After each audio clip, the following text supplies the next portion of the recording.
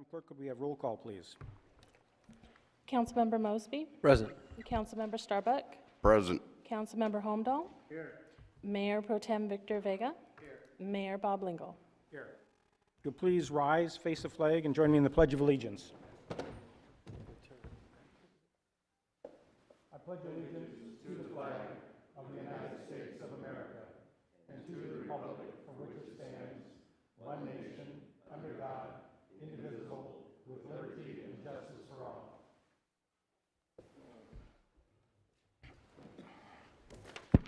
Okay, before we start with oral communication, let me go over a little bit about the format of this meeting. Obviously it's different than our regular city council meetings because it's a special meeting. So I want to have as much of an open forum as possible. You will have your 3 minutes of oral communication, but during the meeting, please feel free to be recognized by the chair, and we'll have open discussion back and forth. I don't want this to be a one-way discussion, one-way meeting, so feel free to, and those of you not sitting at the table, if you wish to say something, please step forward to one of the microphones. Just state your name and be recognized. This meeting is being both televised and for audio for the radio. I'm not sure it's live right now, but it will be archived. So state your name just for the record, and then we'll go from there. So we'll start with 3 minutes of oral communication. Anyone who wishes to speak to this meeting, please go to a microphone, and you have 3 minutes. Okay. Is this the open session discussion? Well, this is your 3 minutes. You can talk about anything you want. Okay, so my name's Tom Davidson, Mayor, council members. I'm on the Economic Development Committee here in town, and a couple things have come to my attention recently. I know that I personally and a number of people have come to the council and talked to you about the fact that we think that food ought to be allowed in industrial areas, Wine Ghetto or somewhere else.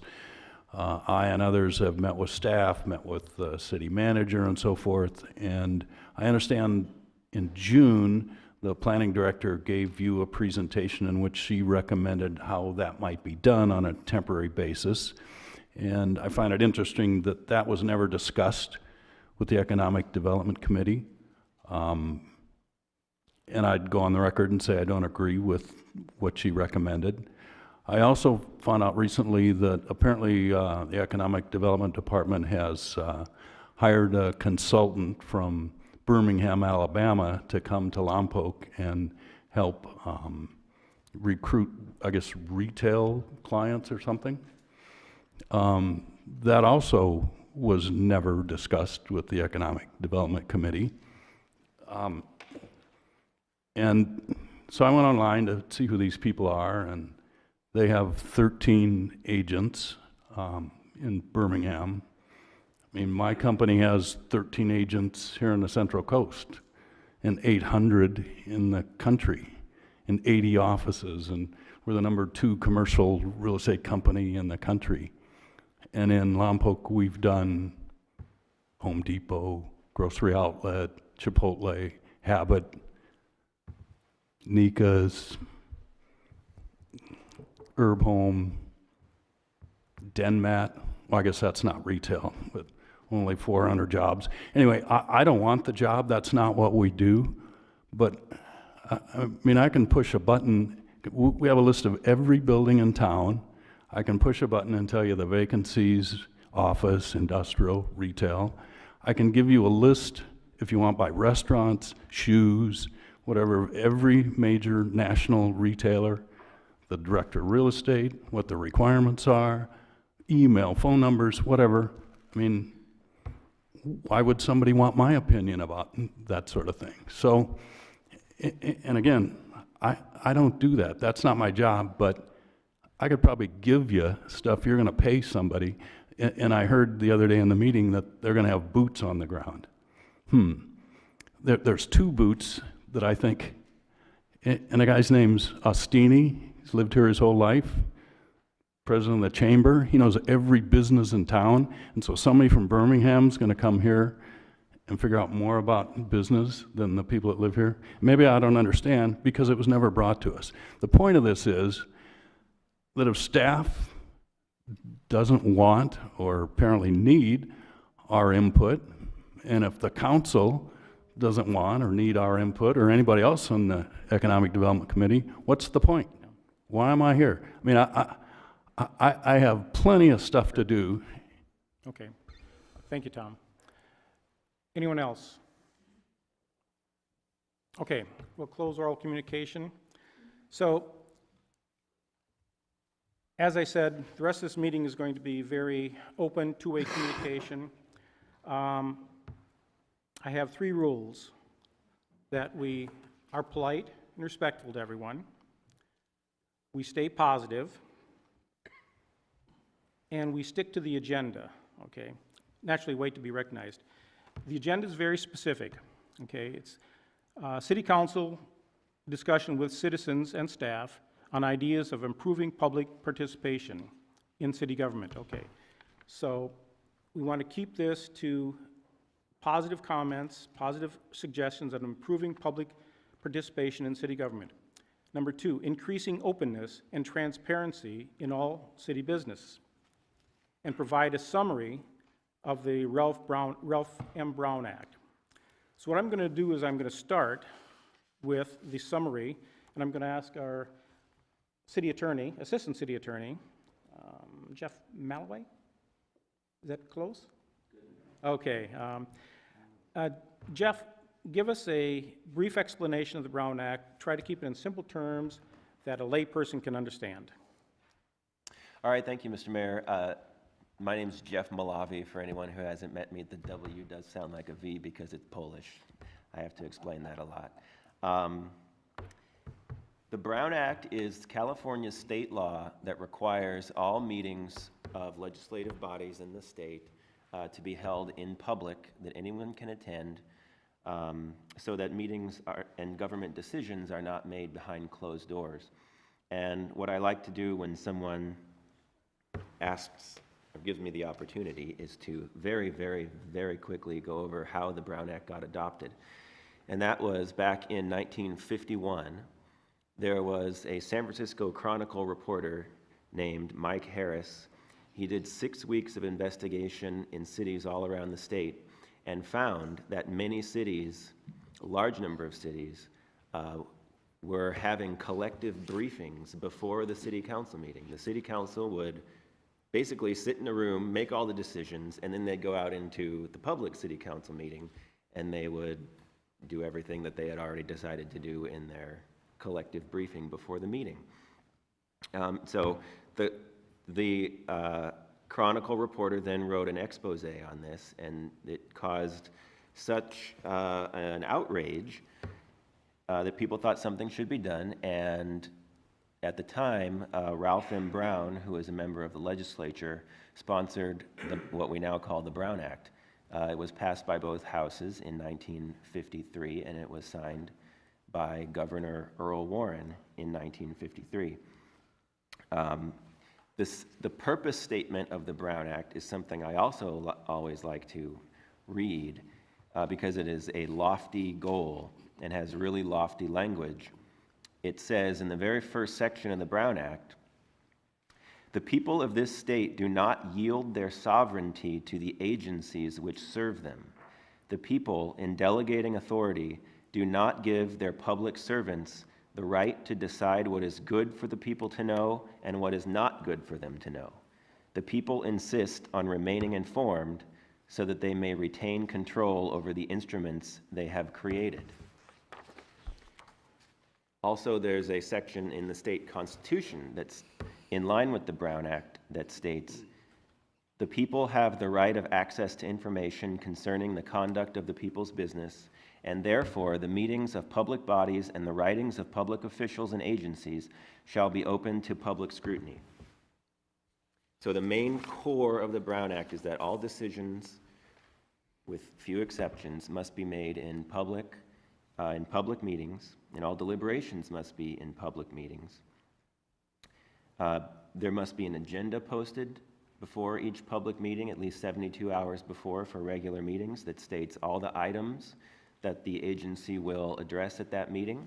And the reason is so the public is on notice that the city council isn't going to talk about something that the public didn't know they were going to talk about. Any person has the right to attend meetings. Every person that attends has a right to comment on each item and also to comment on any item that's within the jurisdiction of the council, as we just had the public comment period here. And lastly, there are exceptions. I'm just going over the main points of the Brown Act. Lastly, there are exceptions, the closed session exceptions, where legislative bodies are allowed to discuss certain topics of items in closed session, not in public, because the legislature has decided that it serves the public interest for those certain specific topics to not be discussed in public. Okay, thank you. Now, if it appears that I'm reading from a script, I am reading from a script. I had made a list of questions that I sent to the Assistant City Attorney earlier, so he'd be prepared for these. So this is an email that I sent to him, so if anyone wants a copy of it, you can have it. So the second question I have for you is, what are the limitations of discussions as relates to property transactions? For example, the purchase of private property by the city, the sale of city property, and also, since it's been in the news lately, relating to the Space Center, the Motorsports Park, or anything else you feel appropriate.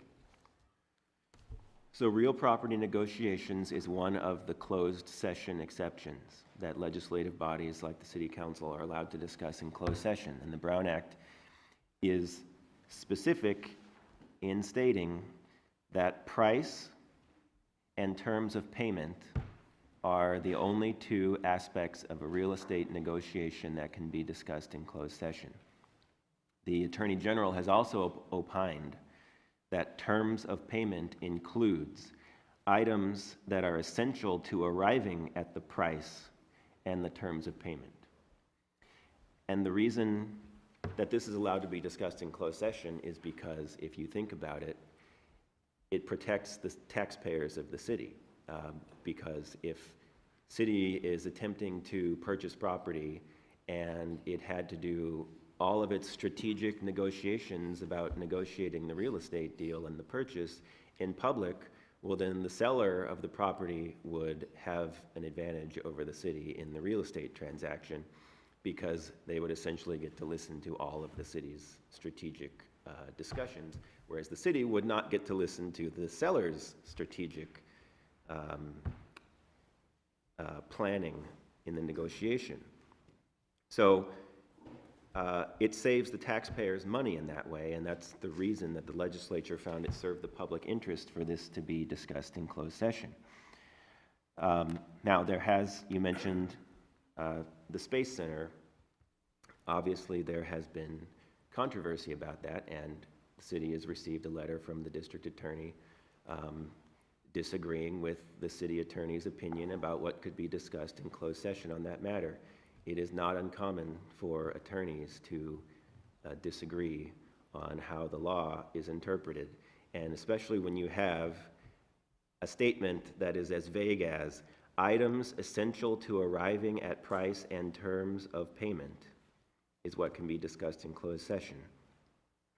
That could encompass a number of things, and the issue has not been litigated or decided by a court to clarify exactly what that means. Okay, thank you. If you want me to get into any more detail, No, you I can think, ask I follow-up. think, I think that's fine, so. Okay, so the next question I have for you is, what does conference with legal counsel anticipated matters? What does that mean? So that's another one of the closed session exceptions. The city can have a conference with its legal counsel in closed session if there is a threat of litigation. Someone has filed or sent a letter to the city threatening to sue the city for whatever reason. The city can have a closed session to discuss that threat of litigation. The other time that would be listed as a closed session item is when there hasn't been a threat of litigation, but the city staff or the city attorney is aware of circumstances that exist in the city that give rise to a risk that the city could be liable in litigation. And there could be plaintiffs out there that could sue the city, have grounds to sue the city, but the plaintiffs don't know about this factual circumstance yet. So if the city were to have an open session discussion about something that exists out in the city that could result in someone suing the city, well, then we would just be notifying every plaintiff out there to come sue us. That's why the legislature has decided that that type of discussion can be held in closed session. So when you see that description on the closed session, anticipated matter of litigation, it's either a threat or circumstances where there's a risk of litigation. Okay. Next is, what are conferences with labor negotiations and personnel matters held in closed session, or why are they? So conferences with labor negotiators is essentially the same reason as the real property negotiations. It's strategic negotiation discussions. The city is deciding, city council is deciding what tactics they want to use in negotiating with the city's unions for labor contracts whenever a labor contract expires. It would not suit the taxpayers to have those strategic discussions in public, because then the bargaining units that the city is negotiating with would know all of the city's, city council's and management strategy. Personnel matters are held in closed session to protect the privacy of city employees and other appointed city offices. So, for instance, if there are charges by one employee against another employee of wrongdoing, and city council needs to hear a disciplinary appeal hearing, well, that discussion about that discipline can be held in closed session so that the allegations that may be true or may not be true against the employee are just not aired out in public for everyone to hear, because they are only allegations at that point. As an interesting point, an employee does have the right, if they so choose, to have their disciplinary hearing held in a public session if they wanted the allegations to be aired in public. Other types of personnel matters that can be held in closed session are evaluations of city manager, evaluations of the city attorney, for the city council to be able to speak frankly and openly about how they feel the city manager is performing or the city attorney is performing, without having to do so in public where they might feel that they can't speak as frankly. Also, hiring and dismissal of employees and contractors like the city attorney's office that the council has the authority to appoint, can be held in closed session. Okay. Next is, what is the city attorney's role in assuring the council stays within the bounds of the Brown Act during closed session?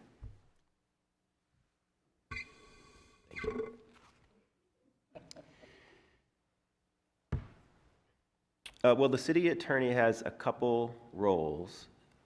I think the one that happens the most often is staff is preparing the agenda for each council meeting. And at times, staff will ask for the city attorney's opinion about whether a certain item needs to be held in open session or whether it's appropriate to be held in closed session. And my office often advises staff on issues like that. Another thing that the city attorney does is, during a closed session, the discussion could stray to an area that is not on the agenda or an area that is inappropriate to be discussed in closed session.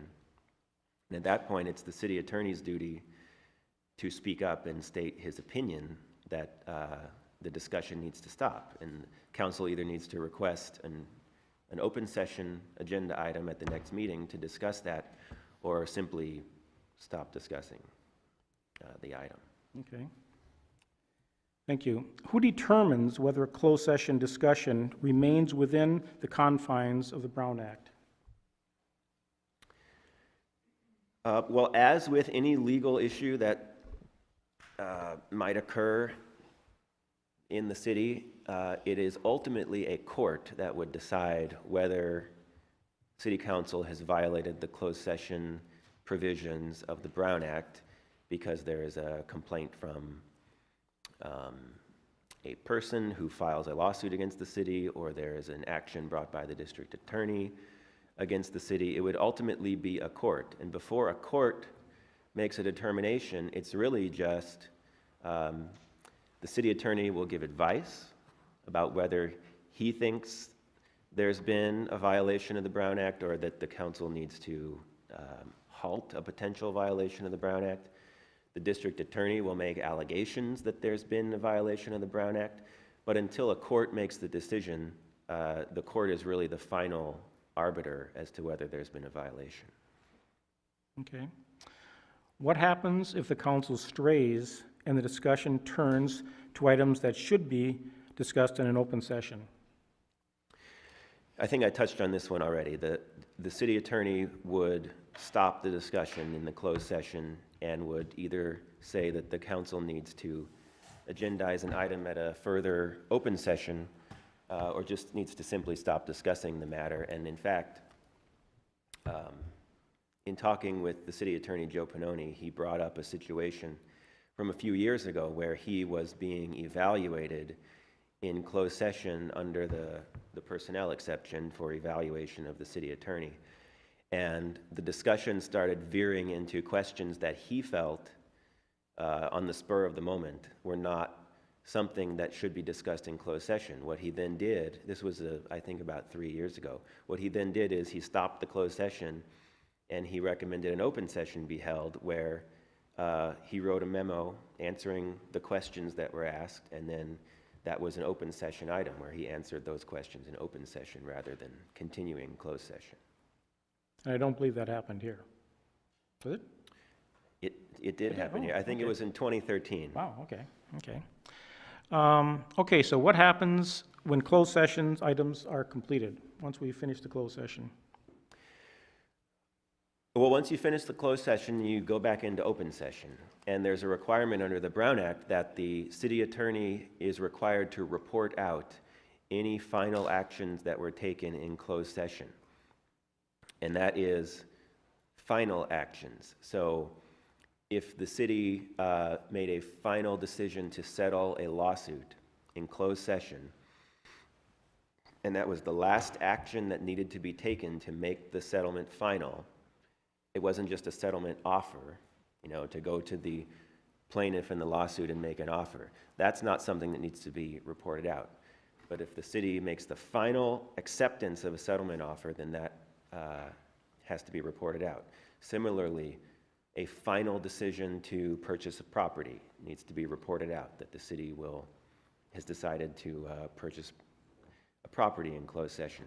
Final decisions about dismissal of an employee that the city has the appointment and dismissal power about are reported out after the closed session. And the city attorney also has to state when he's reporting out what the vote was of the city council, and if it was not unanimous, then who voted yes and who voted no. Okay. Does the public have the right to know, well, you kind of answered this. Does the public have the right to know the details of a closed session discussion? Why and why not? The public does not have the right to know the details or really anything that's said in closed session that's confidential unless the city council as a body by majority vote has decided to waive the closed session privilege as to that item. And the reason for this is exactly the same reason for why certain things can be discussed in closed session, because there's a reason why these specific items should be discussed in closed session or allowed to be discussed in closed session, and if they became public knowledge, it would be damaging in the state legislature's opinion to the public interest and to the interest of the taxpayers.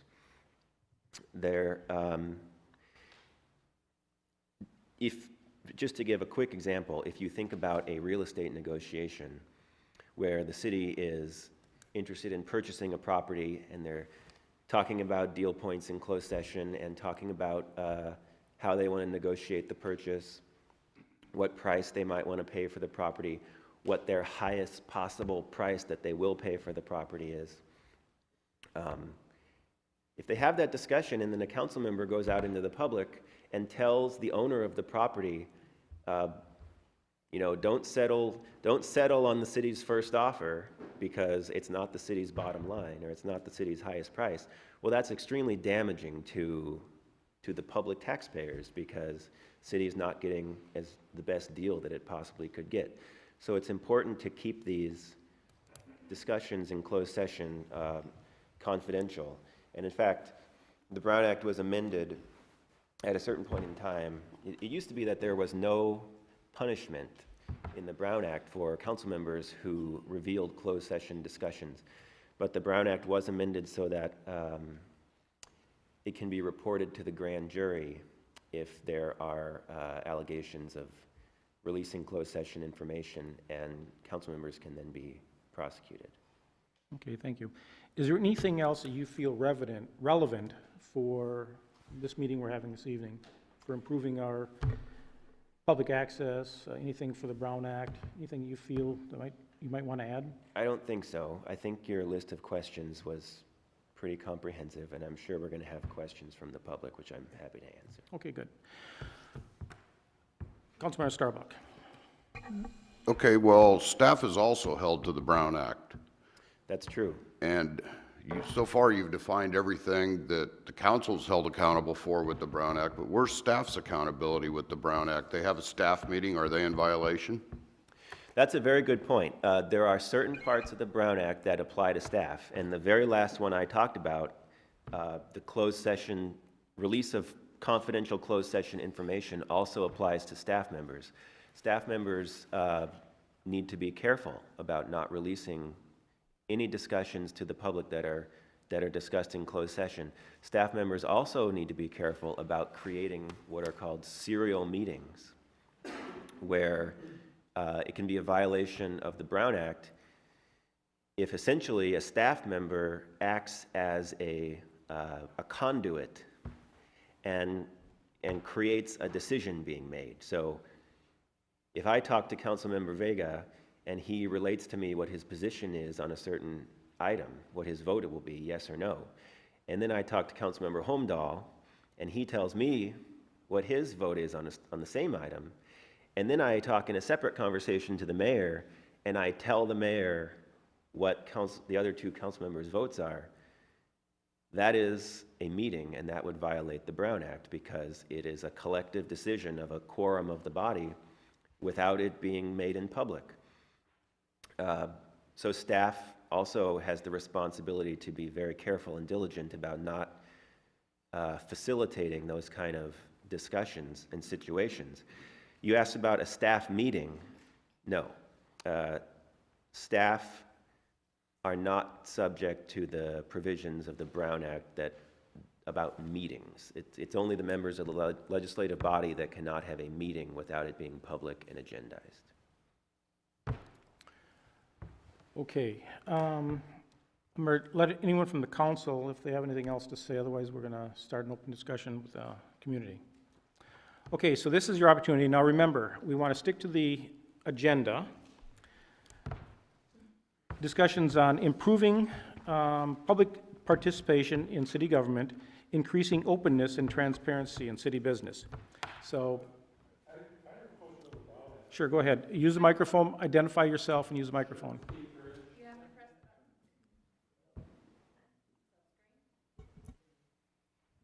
Is it green? I'm Steve Bridge. What constitutes a meeting?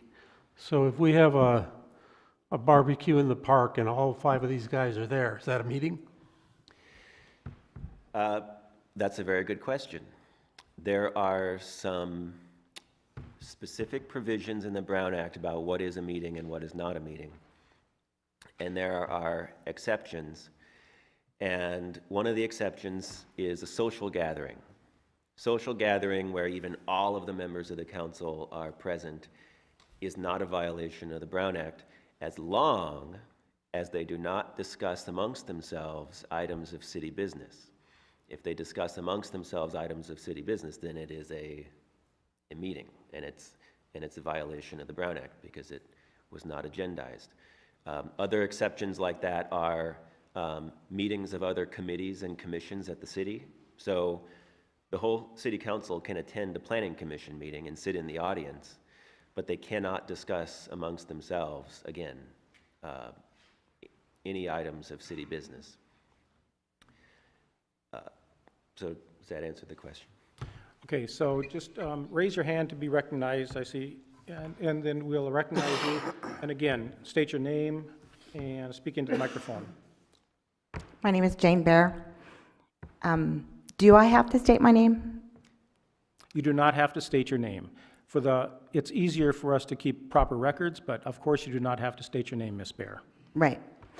The reason I mention that, Mayor, is because I think sometimes people are intimidated when they come to speak. I'm not. Everybody knows who I am up here. But I find that something that I would like to talk about more. But If I can interrupt you real quick. And I say it's so we can keep proper records. So if someone wants to later on say, well, who said this at a council meeting? If we don't have a person's name, we can just say it was a community member. But you are correct. You do not have to state your name. And I understand that, and I've watched how a lot of other government meetings work, and in a lot of cases, they put the speaker cards up ahead of time, so either somebody doesn't give their name or they do.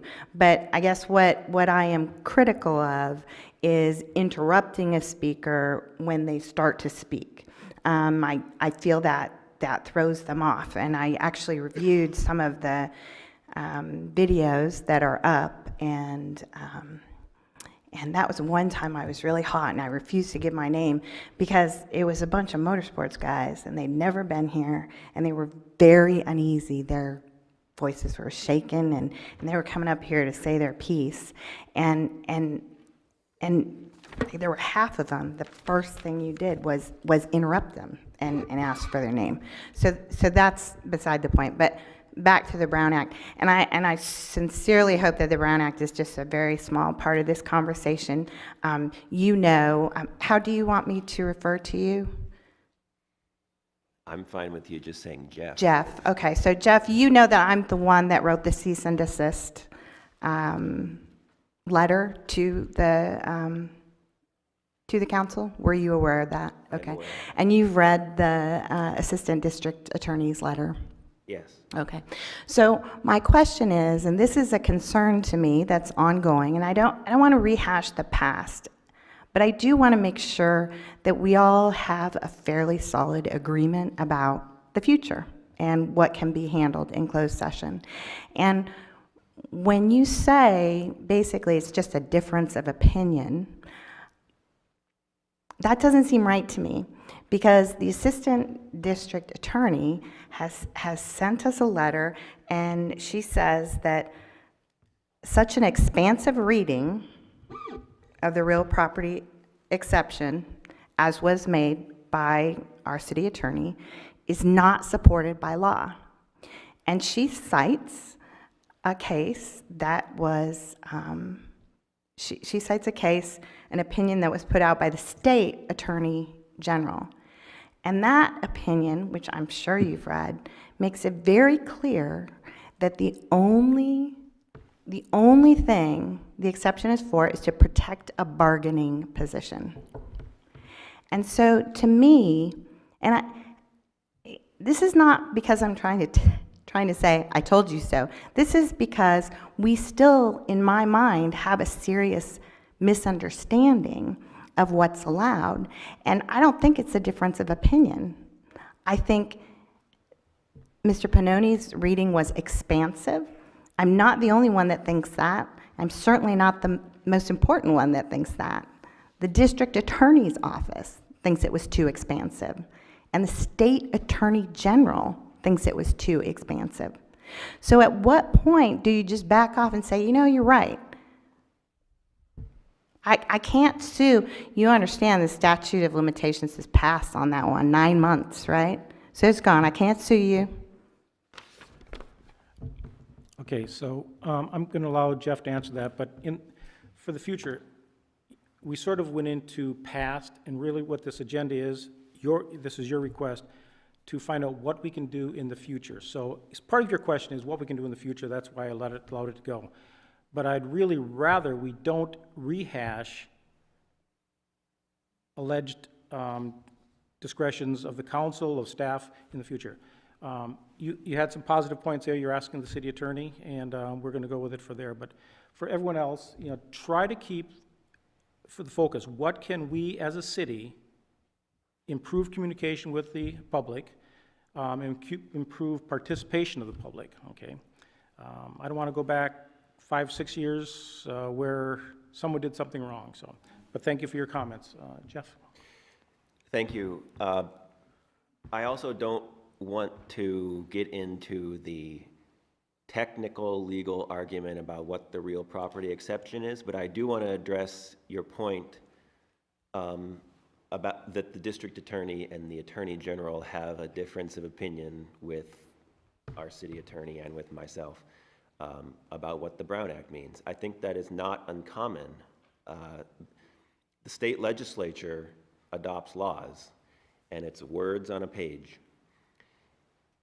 The state attorney general's office and all of the county district attorney's offices have attorneys in their offices, and they interpret the words, just like the city attorney interprets the words. And the state is, I'm not saying that the DA is, I don't want to impugn the opinion of the DA, but I believe that we have a difference on how we interpret the state law.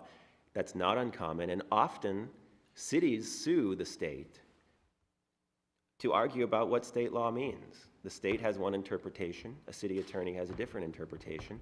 This happened recently with the dissolution of redevelopment agencies, where the state had adopted a set of laws that dissolved redevelopment agencies, and they were hastily put together. There was lots of differences of opinion. Cities sued the state, and some of those lawsuits the city won, and the state's interpretation was wrong. Some of the lawsuits cities lost, and the state's interpretation was right. So there's phrases in the law all over the place, all over the books, that are unclear, that haven't been touched by a court yet, and until they're touched by a court, it's one attorney's opinion versus another attorney's opinion.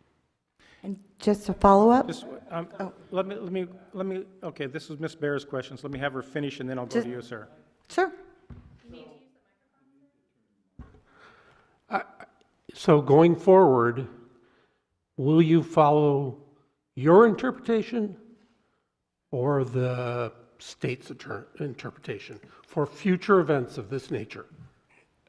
Well, I think every situation is different. So there probably is not ever going to be a time that happens again with exactly the same facts as we had last September or any other time. Every situation is different. However, in response to the cease and desist letter from Ms. Bear, the city officially, under the terms of the Brown Act, stated that it would not do that action again. It didn't admit guilt. It didn't admit that it had done anything wrong or that the Brown Act was violated. It said it would not take that action again. And that's what the Brown Act allows for. Ms. Bear? And my follow-up, if the city attorney says that by the law, the city council is allowed to meet in closed session, do they have to meet in closed session? No. So they could get into their closed session, and the city attorney could explain what it is that they think, what it is that he thinks, and then they could say, I don't think we need to be in closed session for this. Let's go back out. With the exception of the privacy, with the exception of the personnel exception, because that is a privacy right of employees. Otherwise, City Council can have an open session discussion even if it's an item allowed to be in closed session. And can the council vote to make closed session deliberations open? Do you mean can they waive the privilege? No, I mean, Can they all decide that they want to tell us what happened on September 16th? Oh, well, And I'm not saying I want them to do that, because I want to move forward too. But just out of curiosity, can they? well, they cannot do so at this point right now, but if they were to vote to waive the closed session privilege, then yes, they could. Okay, and that would just be a majority vote? Yes. Okay, thank you, Jeff.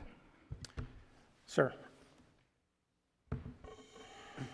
I'm Hank Galena, and I'm not sure what I'm representing as a community or a school board member or a member of the Community Development Committee. But I want to just change, if I may, to change the subject, but get to what you're talking about, the transparency and the openness. And I'm basing myself on years of experience in working with different groups and so forth, not only within the Lompoc area, but also across this country. Has any thought been given as to bringing in a counselor, not a counselor, a consultant that specializes in working with different organizations about openness, transparency, trustworthy, and so forth? So because it's a very delicate and it's a very complex situation that we're dealing with, and I was just wondering if there's any discussion and so forth about going outside of the And group. thank you for that comment, because that is a very good point. We've had several allegations recently, and we have, I'm not going to say we, I have discussed the possibility of having a workshop similar to that. So yes, it's a very good point, and we may do something like that. We have, and actually annually, we have a 2-hour mandatory session on the Brown Act. But maybe we have, actually, that's, I believe, what this is right now, what you're considering, a discussion on openness. And I'm making some notes right now, some of the suggestions that are coming up, because this is what I want to hear, and I think the city council and the city administration wants to hear, is what the concerns are out there and ways you think we can improve your participation in city government and how we can be more open to you. So, but very good point. Thank you. Anyone else? Yes. And my name is Tim Smith. I'm a resident of Lompoc. I just wanted to talk briefly about something that was from my personal experience. Okay, and Mr. how, Smith, again, if I interrupt you real quick, you weren't here for the beginning. So we want to make this suggestions on how we can improve. That's what I'm going to try to do, Good, Mr. okay, thank you. Mayor. I'm sorry to interrupt you. Okay. But I do need to present a little bit of background. Okay, I want to talk about perception and how that plays into transparency, because I think the two are very much, pretty much one and the same, actually. I went to 4 meetings of a ad hoc committee that was set up by council. It was, those were publicly held. They were really good, vibrant meetings, I felt, and I spoke at, I had a few things to say at all 4 of them, and I felt like I was very much heard. At the close of the 4th meeting, I thought it was finished. Instead, I found out later on that there was a 5th meeting that there was an agenda for. I don't have any reason to believe that anything substantively came out of that meeting that was different than when we closed on the 4th meeting. But it left me with the perception that, well, you know, why did I think these were all finished? So my advice would be for council to be aware, and for committee members as well. You know, the city has many committees. Just be aware that the public may have a little bit different perception than the committees and the council may have. And this can lead into, you know, I basically went from thinking this is very transparent to thinking, oh, I don't know whether this is transparent at all. That subcommittee went on to report to council, gave a brief report. Since then, the subject has not come back up on the council agenda. It's not up on the next council agenda so far, and we're talking about millions of dollars of the disposition of millions of dollars of ratepayers and taxpayers' money. So I think it's an important topic, but it's starting to look awfully opaque. The perception changes because of what I see as a citizen. Okay, so that's, So I think a way to change this, one of the things that happened, say, with the fifth meeting, is I'm not sure what constitutes the call for that fifth meeting. And is it a public meeting or is it a closed meeting? And if it's a public meeting, how do we go about reconvening this ad hoc committee that I thought had been basically dissolved and we're going forward to council? You know what I'm saying? sure.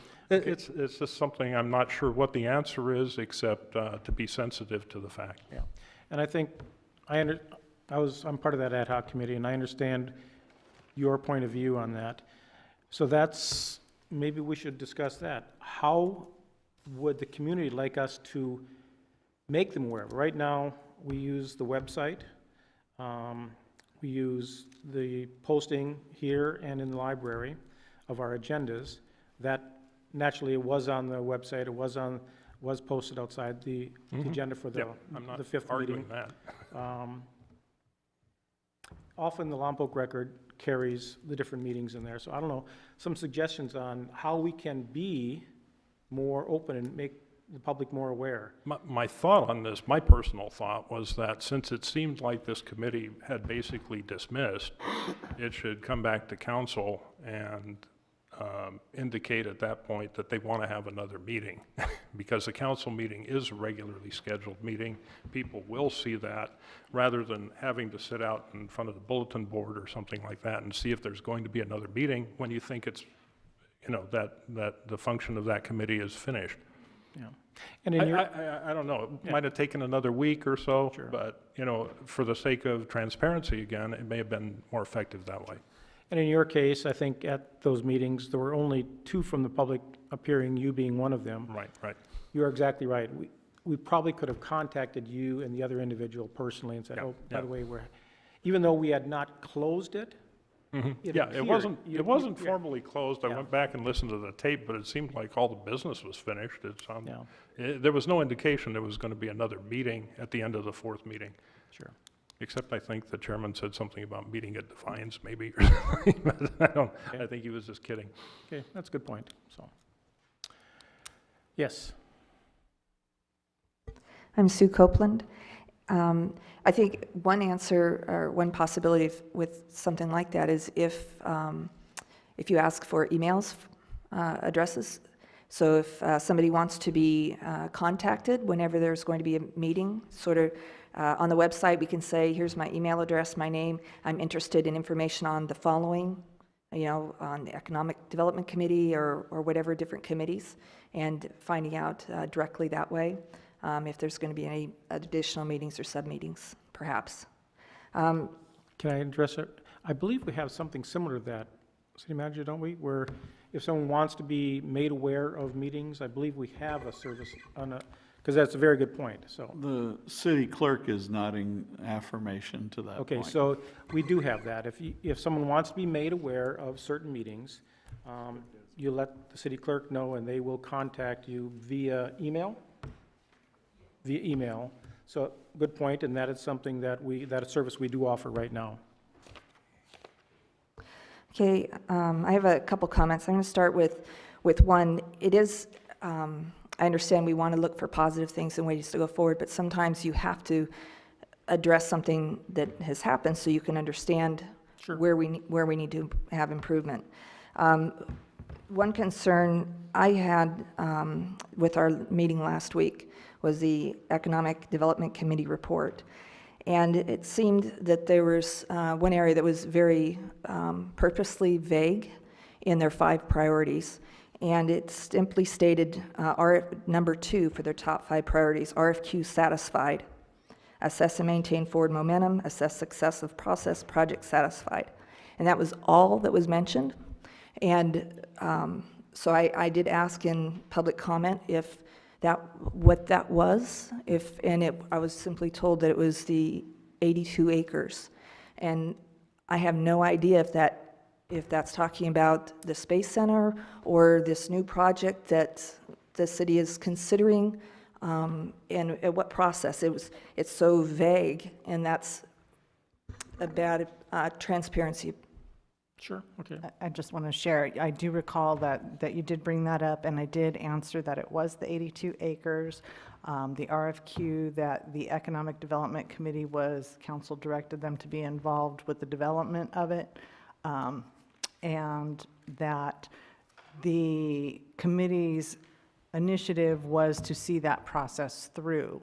So once the whole process was completed, the committee had satisfied its assignment from the council. So that's why it said that. So I thought I explained that, but I'm glad to share it again. Well, I'm still confused. So is this RFQ that you're talking about, is that the one for the Space Center, or is this a new RFQ? This was the request that council asked the committee and staff to develop. We sent out the document, and Ms. Blaisdell's group was the one that responded, the only group that responded to that document. So Okay. that's the one. Okay. Patrick? I was just going to clarify that the RFQ that was circulated wasn't Space Center specific.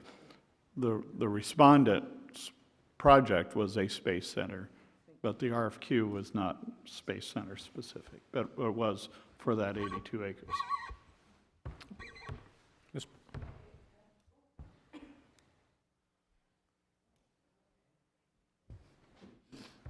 Afraid to say my name, Anne Rouget. I'm a resident of Lompoc. I do have a positive thing to say. An idea, Facebook, which I really don't like, but Facebook is a good way to reach a lot of people. And it seems like people are on there all the time telling you what they eat and what they wear and et cetera, et cetera, et cetera. But there are a lot of people on there, any kind of social media. If we have a web page on there, you know, with some information about upcoming meetings and so on, I think that would, you could see right through that. That's so transparent. Well, thank you for that comment. That is a very good point. As a matter of fact, as many of you know, we've recently hired a public relations person, and we have just, I think we're still in the middle of a series of seminars on social media. Many cities are very involved in social media as a way of getting information out.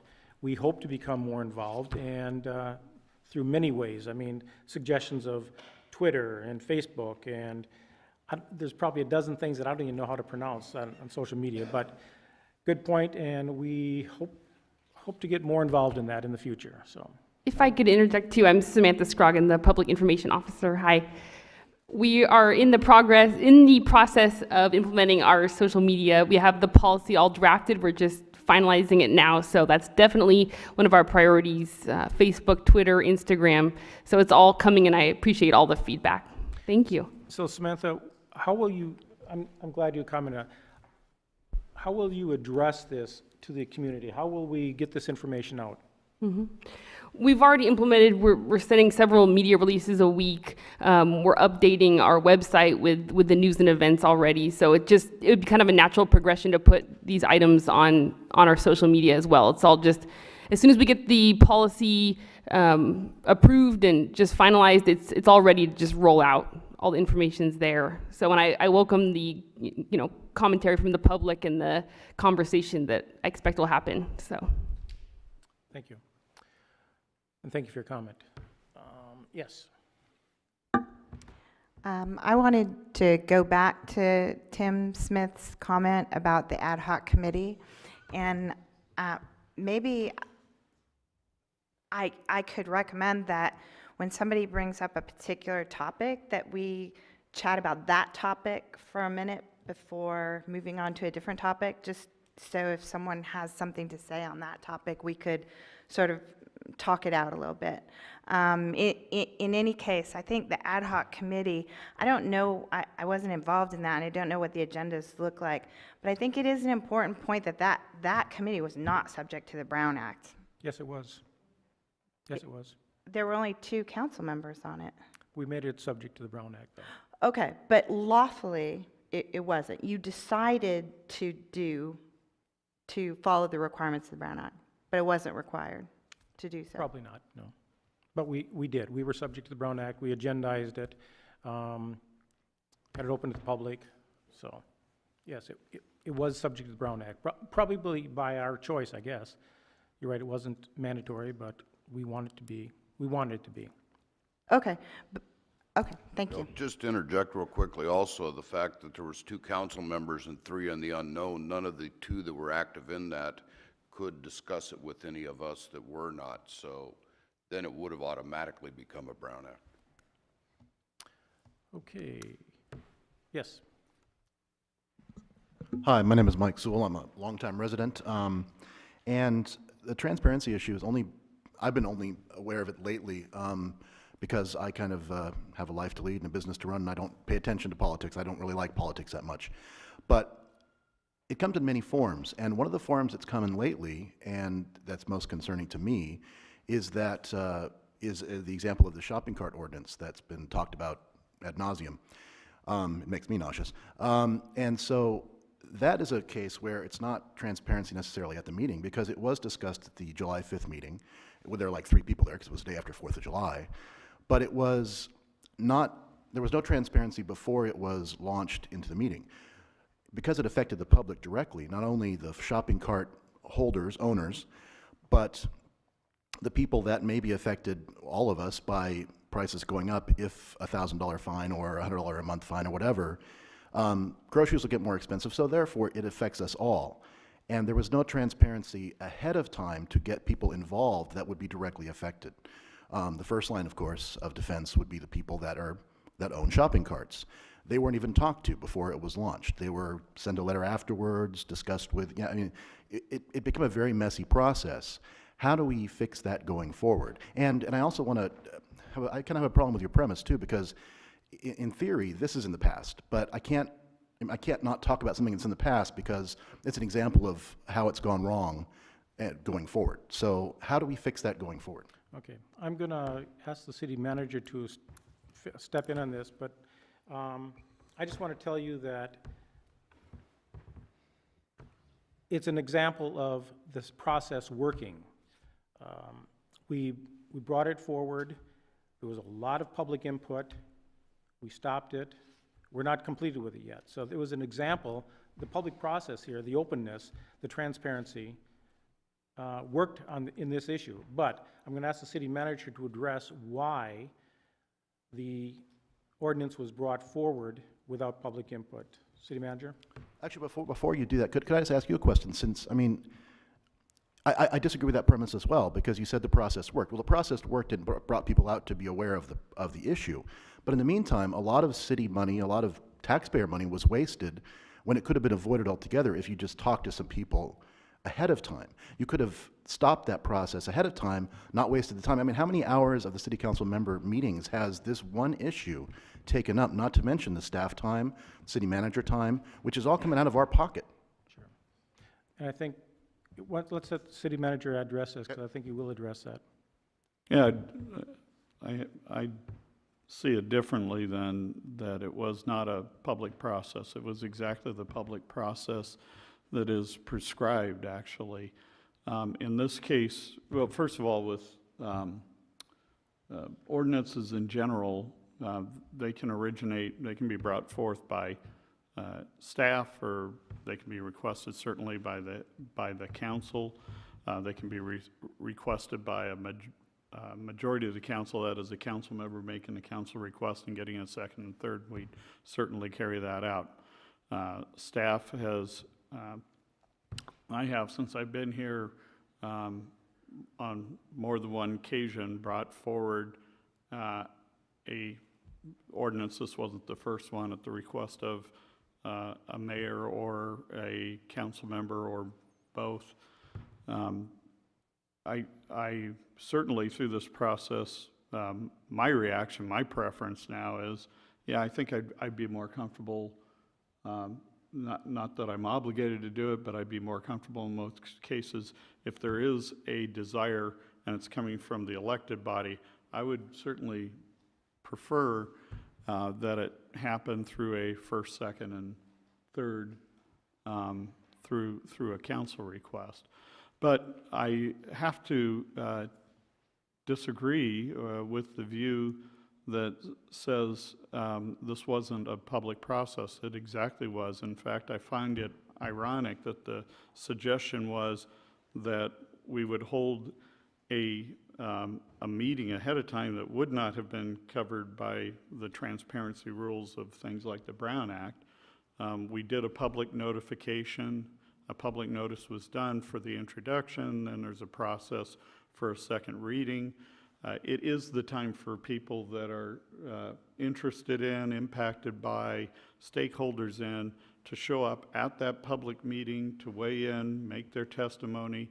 The process did work because council responded to people's objections to what the initial draft was stating, and so that people were heard in that public hearing, and the process worked the way it was supposed to. Historically, we have not necessarily gone out.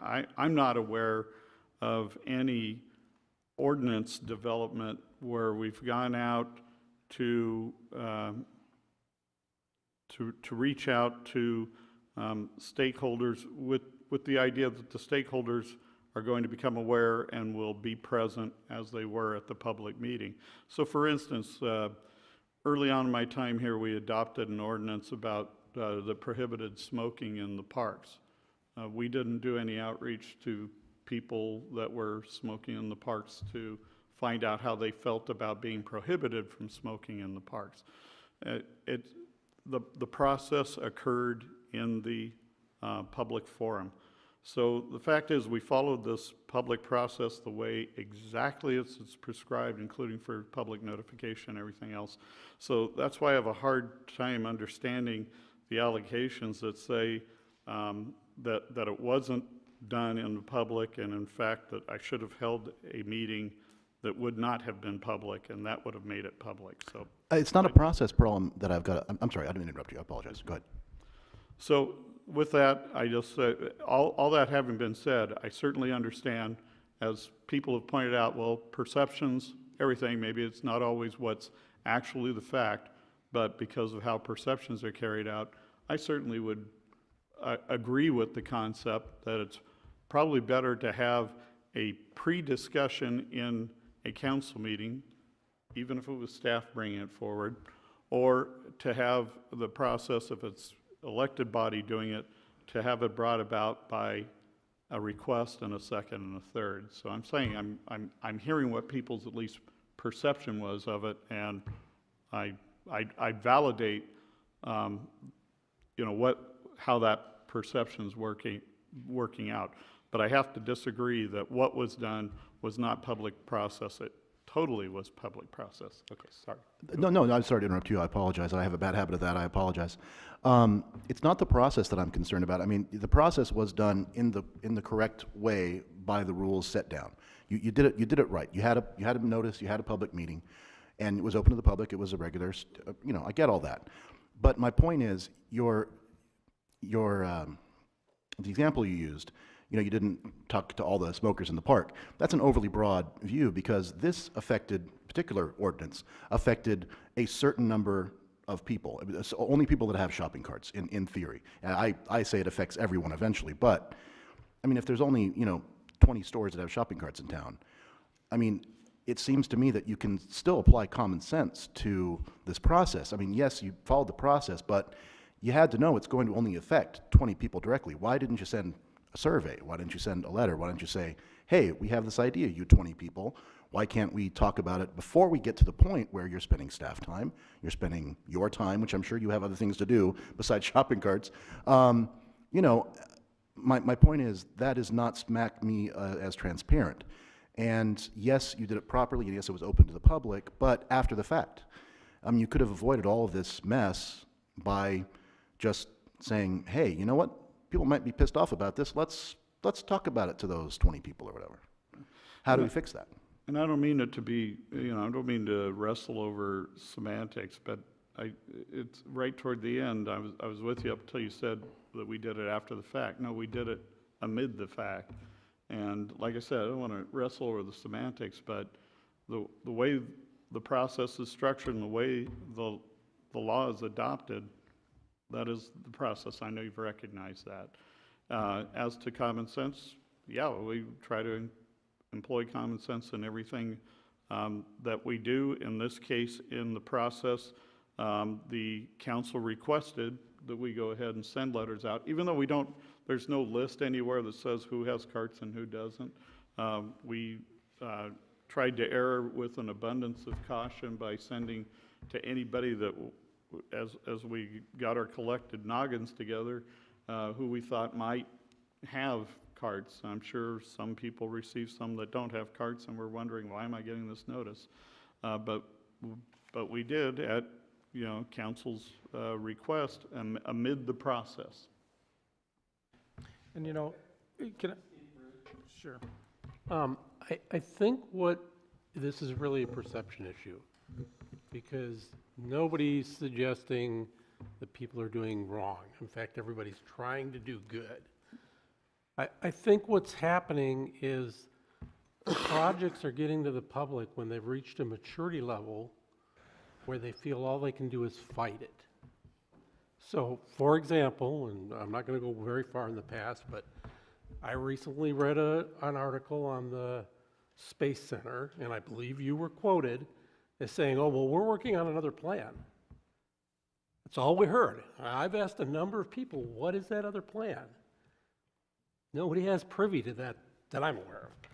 So if that plan comes out with a level of maturity, when the public hasn't had a knowledge of it, it will create the perception that he's got, that, hey, these things are all being worked behind closed doors, and by the time they get to us, we can't do anything about it. We've got to raise hell, we got to all come and fight, and I think that's what's going on. Now, do I have a solution? I don't particularly have one, but it is that situation that's occurring in the community, and I think that's the kind of the blowback you're getting. It's a much smaller instance, but a similar situation, Thompson Park. Thompson Park is being renovated right now. How many of you were made aware of it if you didn't pay attention to the city council meetings? It was brought forward to the city council. We approved the plan in open, and it's being renovated right now. But many people don't even realize Thompson Park, unless you drive by it, is being renovated. Well, so that's a good example. I mean, are we supposed to, let's take Thompson Park. What should we have done with Thompson Park?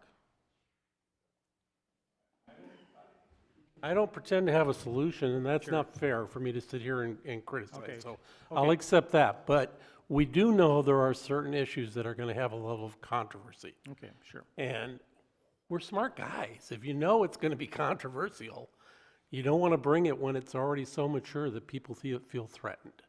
Okay, Ms. Fair, I'm going to come to you, but you had a point that you wanted to make first. Yes, Tim Smith again. I wanted to just mention that I think the city manager, if I recall from his presentation of this at the beginning, had in fact done what staff would ordinarily do. Research different ordinances from around the state, and I think picked the best parts that they could to give a proposed ordinance that's given the city now something to talk about. That is entirely consistent with, I've worked with government agencies for 40 years in my career, and I have in some sense or another, and that's entirely consistent with what goes on with legislation. An agency will propose a new rule.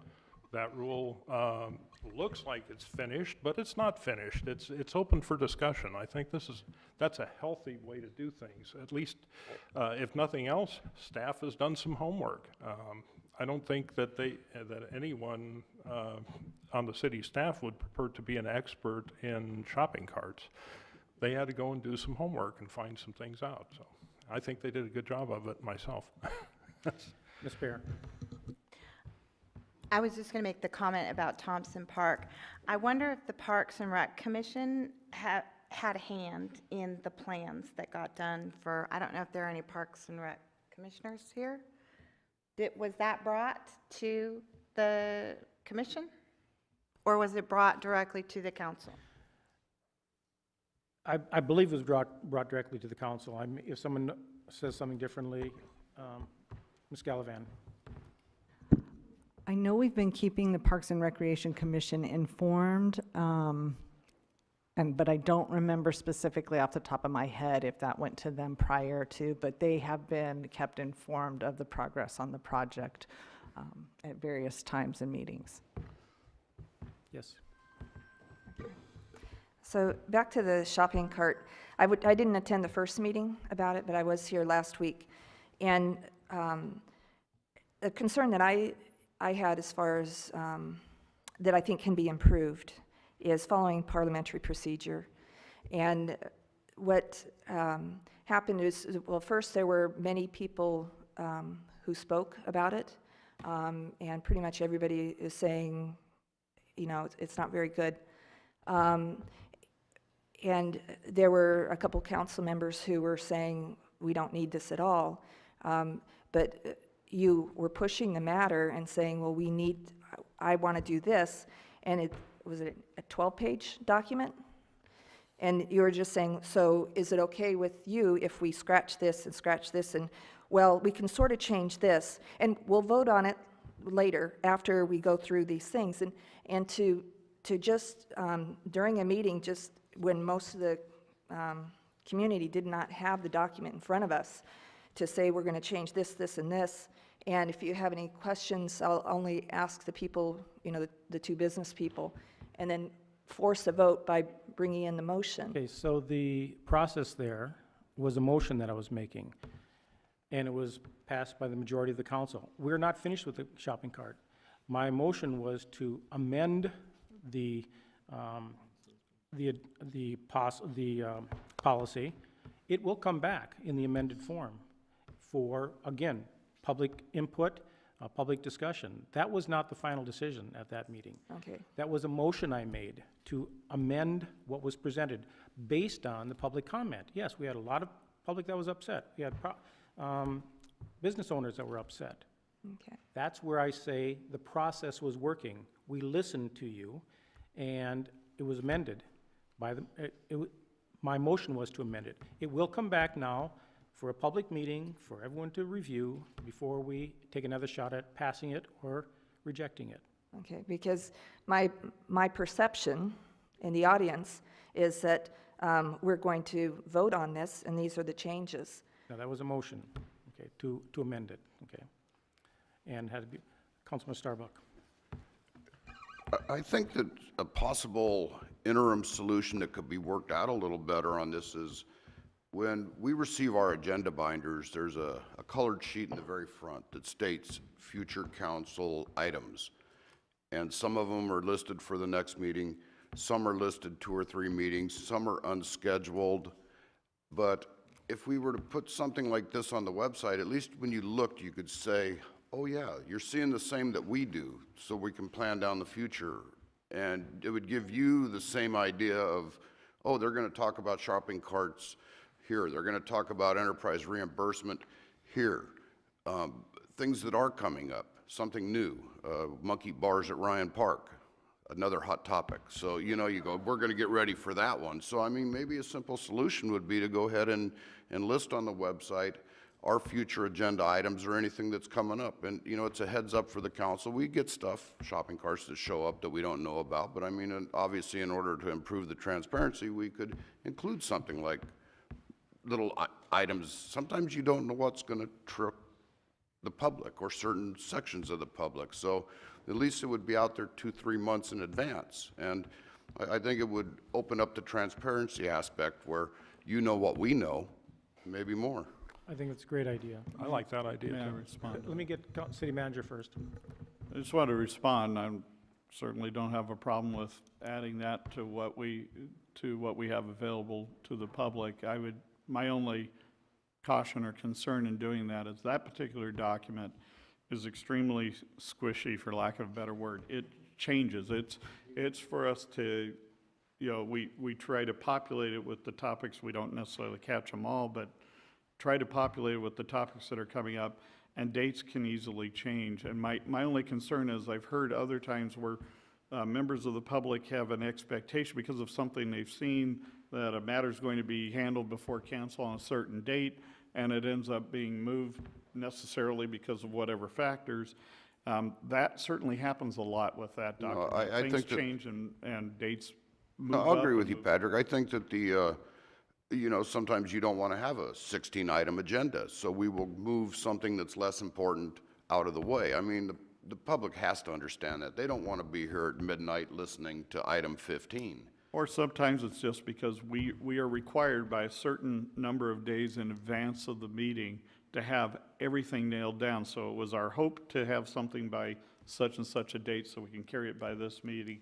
And if we get to that point and we don't have it, or we get to a point where we know we're not going to have it, we start moving things around on that quite It's a a bit. liq- it's a liquid As long document. as there's that universal understanding that that particular document is, it's information only and it's not to be relied on for, No, absolutely. determining It's a hard and fast planning dates. tool, Yeah. is all it is. It's a planning tool for planning our agendas later. And, like we say, it is liquid. It's what we try and go with, but, like you say, there's certain things that come up that we have to get done at that point. Councilman Vega. A couple of things I've noticed that in the public's eye, as you're sitting in the audience, I think what you're concerned about is being involved and making sure your voice is heard, and to make sure that whatever is agendized comes with some sort of a time limit. There's times where I've seen the agenda stacked up, and I'm asking for your input on this, whether you think sometimes the agenda is stacked to where it's a negative to public participation, okay? So maybe there's too many presentations, city presentations on there, where you're stuck there till all hours of whatever, okay? I think probably the time limits, having some time limits for certain agenda items so that they don't get carried away, so we're not sitting there listening to a staff presentation for an hour, and then there's another one for an hour, and then there's another one for an hour, and you guys actually were there at 6:30, right on time, okay? I think maybe we could work on something like that. I think my other question would be to Ms. Bear.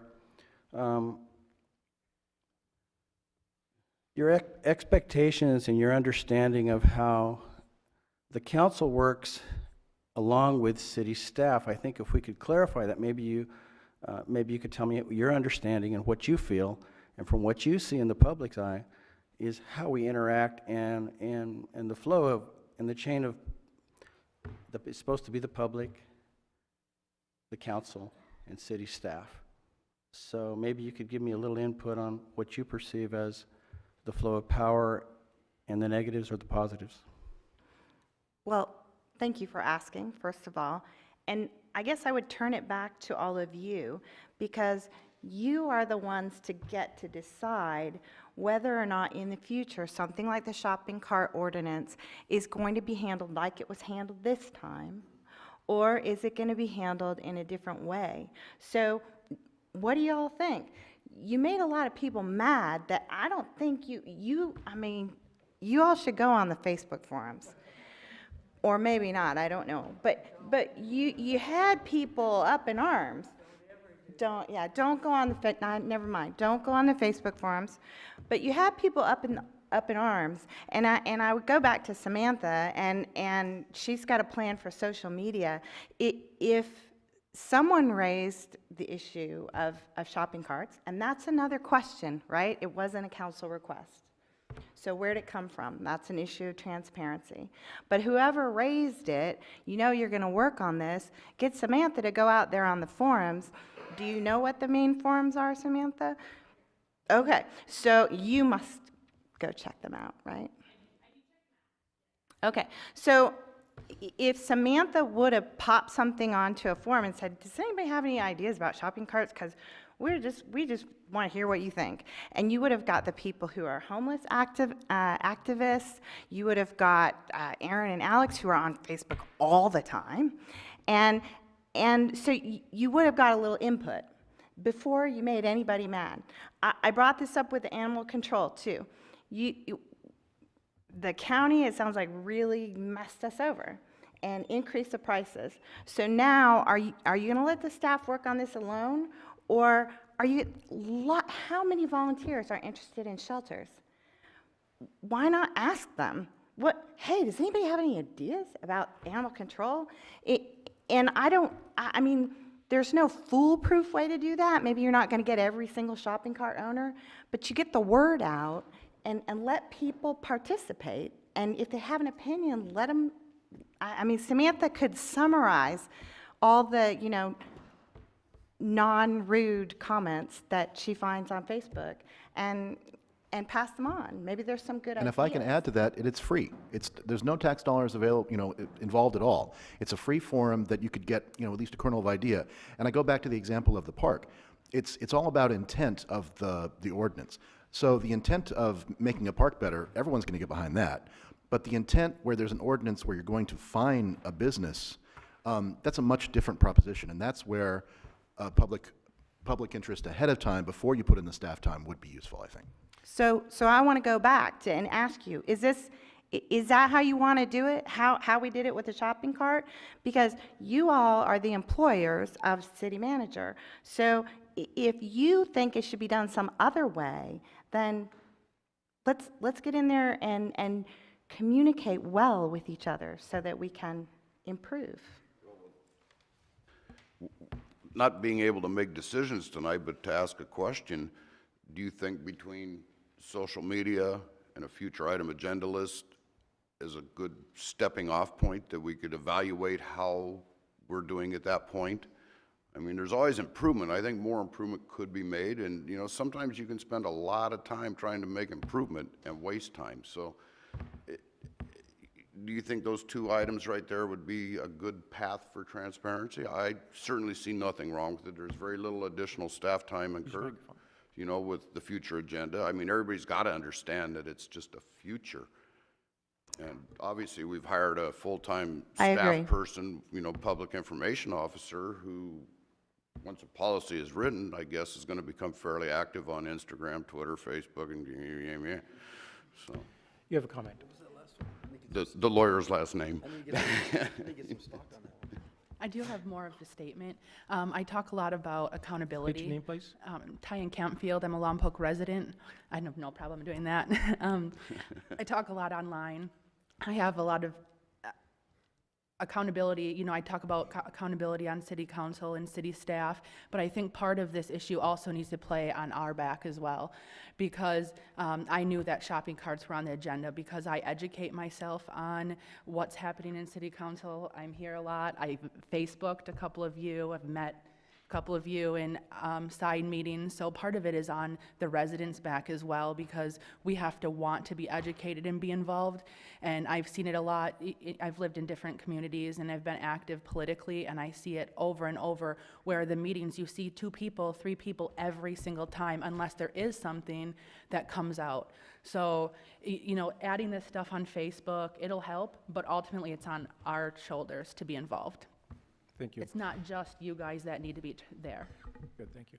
Okay, we're going to take a 7-minute break. We'll return here at 8 o'clock. Okay, Chief Walsh, can you explain what we were taking the picture for?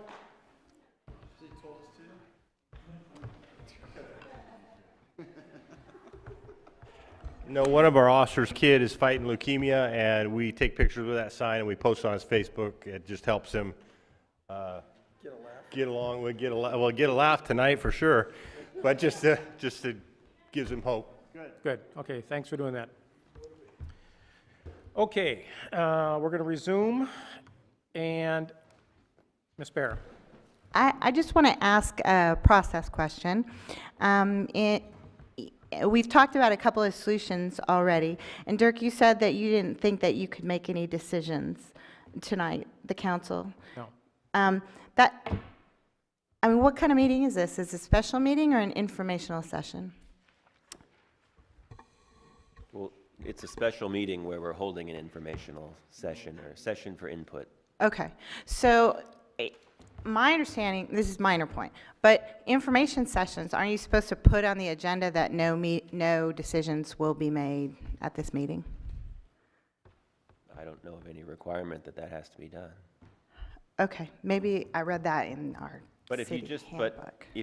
but Councilmember Starbuck is correct, because if you just look at the agenda, it doesn't indicate that any decisions are going to be made tonight. It's just a discussion with citizens and staff on ideas for improving public participation.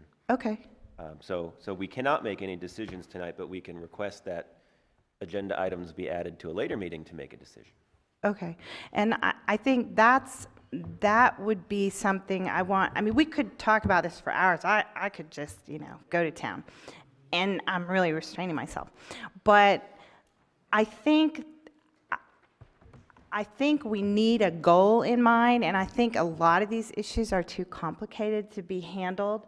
And I mean, I have a 5-page document, but the bottom line is, I think that we need a committee, an ad hoc committee, that will discuss these issues of transparency, and process geeks like me and others can work together with the city council and the city staff and come up with ideas for increasing transparency. The thing about ideas like the future agenda list and putting a bunch of stuff on Facebook is those aren't systemic solutions, and I think what I'm aiming for is a systems approach. I'm sorry? Oh, No, I don't want to. but he told me to make a note Okay, about yeah. Facebook. So just systems approach, and then you can tackle a lot of different issues. And you can also prioritize issues, because some issues, as you noted, are free. Some things should wait until the next budget cycle so that you can decide, is it really worth it to go back? For example, one of my recommendations to put resolutions online. I've noticed a lot of cities do that. And if you just started putting them on now, it wouldn't cost you anything. But if you went back and tried to get, 30 years worth of resolutions, then that would cost a lot of money and staff time. That would take a lot of time to do that. Sure. So how are you going to sort of prioritize and systematize some of these issues? Okay, so good question. And if you notice, I've been making some notes, and I think other council members may be making some notes. And it's information gathering right now. One or more of us may come back at a council meeting if we feel that we've got some good points. We'll ask for it to be brought back as an agenda item. So we're just gathering information right now, asking for your input, how we can become more open to you as a citizen. Okay? I have something to say, Bob, if I could. Yes, go ahead. Addressing Ms. Bear's concerns with stating names, it may not be required, but I would look at it as a form of transparency on the other end for us, because if you didn't want to state your name, that would be one thing, but I would also encourage you to look at the other side of it. If we turn in a speaker card with your name, it allows us also to contact you in that event in case there's something valid. So it's a two-way street. Otherwise, we would keep it a one-way street. So not sure how you would look at it, but it would be nice for, yes, you can go say your piece one way, but how do we get a hold of you if we don't know who you are? You know what I mean? In case we had a, yes, sure. Of course. I am not at all saying that I don't think people should give their names. And again, this is a small town. We know each other. It's not, I mean, Stacy doesn't need for me to say my name in order to get me straight in the minutes. But what I'm specifically talking about, if we're talking about increasing public participation, your goal should be to make people feel comfortable. And Jim can speak to his forum where he was told by 20 people that they feel very uncomfortable speaking in front of you. Now, you just made that a little worse by moving the podium to the middle of the room. But this is my point, that yes, people need to give their names, but they shouldn't be interrupted in the first 3 or 4 seconds of their speaking with their big timer there, and oh my God, I only have 3 minutes. And the first thing that happens is, please state your name for the record, or possibly address the council, please, which for those of us who've been around, we know what you mean by that. But some people are like, what do you mean address the council? Of course I'm addressing the council, but somebody is sort of looking, you know, not in the right direction. I just don't want people to be interrupted. If we're just looking for improvements, Yes. I will say she's absolutely right. The first time you guys did that to me, it was very disconcerting. It threw me off my game. So if you want to do that, which is totally, you know, I have full respect for that, why don't you say that before they start talking? Would you, you know, as they come up to the podium, ask them to state their name, you know, whatever it is, versus waiting till the first 3 words come out of their mouth and then jump on them. Sure. And I'm having the name, you know, that's fine. It's just, she's right. You just start and all of a sudden you're stopped and halted. And I'm not a shy guy, but it Okay. caught me. It's a good point, and I believe when I open it up to public comment, I do say, step forward, state your name. You do to the group, I agree, but you got to remember, we do this once a year. Sure. We're on the way up to the podium, we're thinking about what we're trying to say, we start to talk, bam. Okay, so I have that on my list of notes here, and we'll look to improve that. I mean, what I don't want to do is do like the Board of Supervisors does, is if you don't turn in a card, you're not recognized. I think that would be worse than what we're doing right now, so. But we'll work on some sort of a compromise. Yes, good evening, Joyce Howerton. Gosh, a lot of different things. First of all, I think it's important to remember we're all adults here. You know, and as adults, we have a certain personal responsibility, and part of that responsibility is to pay attention. And if government is what you're interested in, or what you're connected to or involved in, then you need to pay attention to what's going on in government. I mean, this city has its hands full dealing with so many different issues.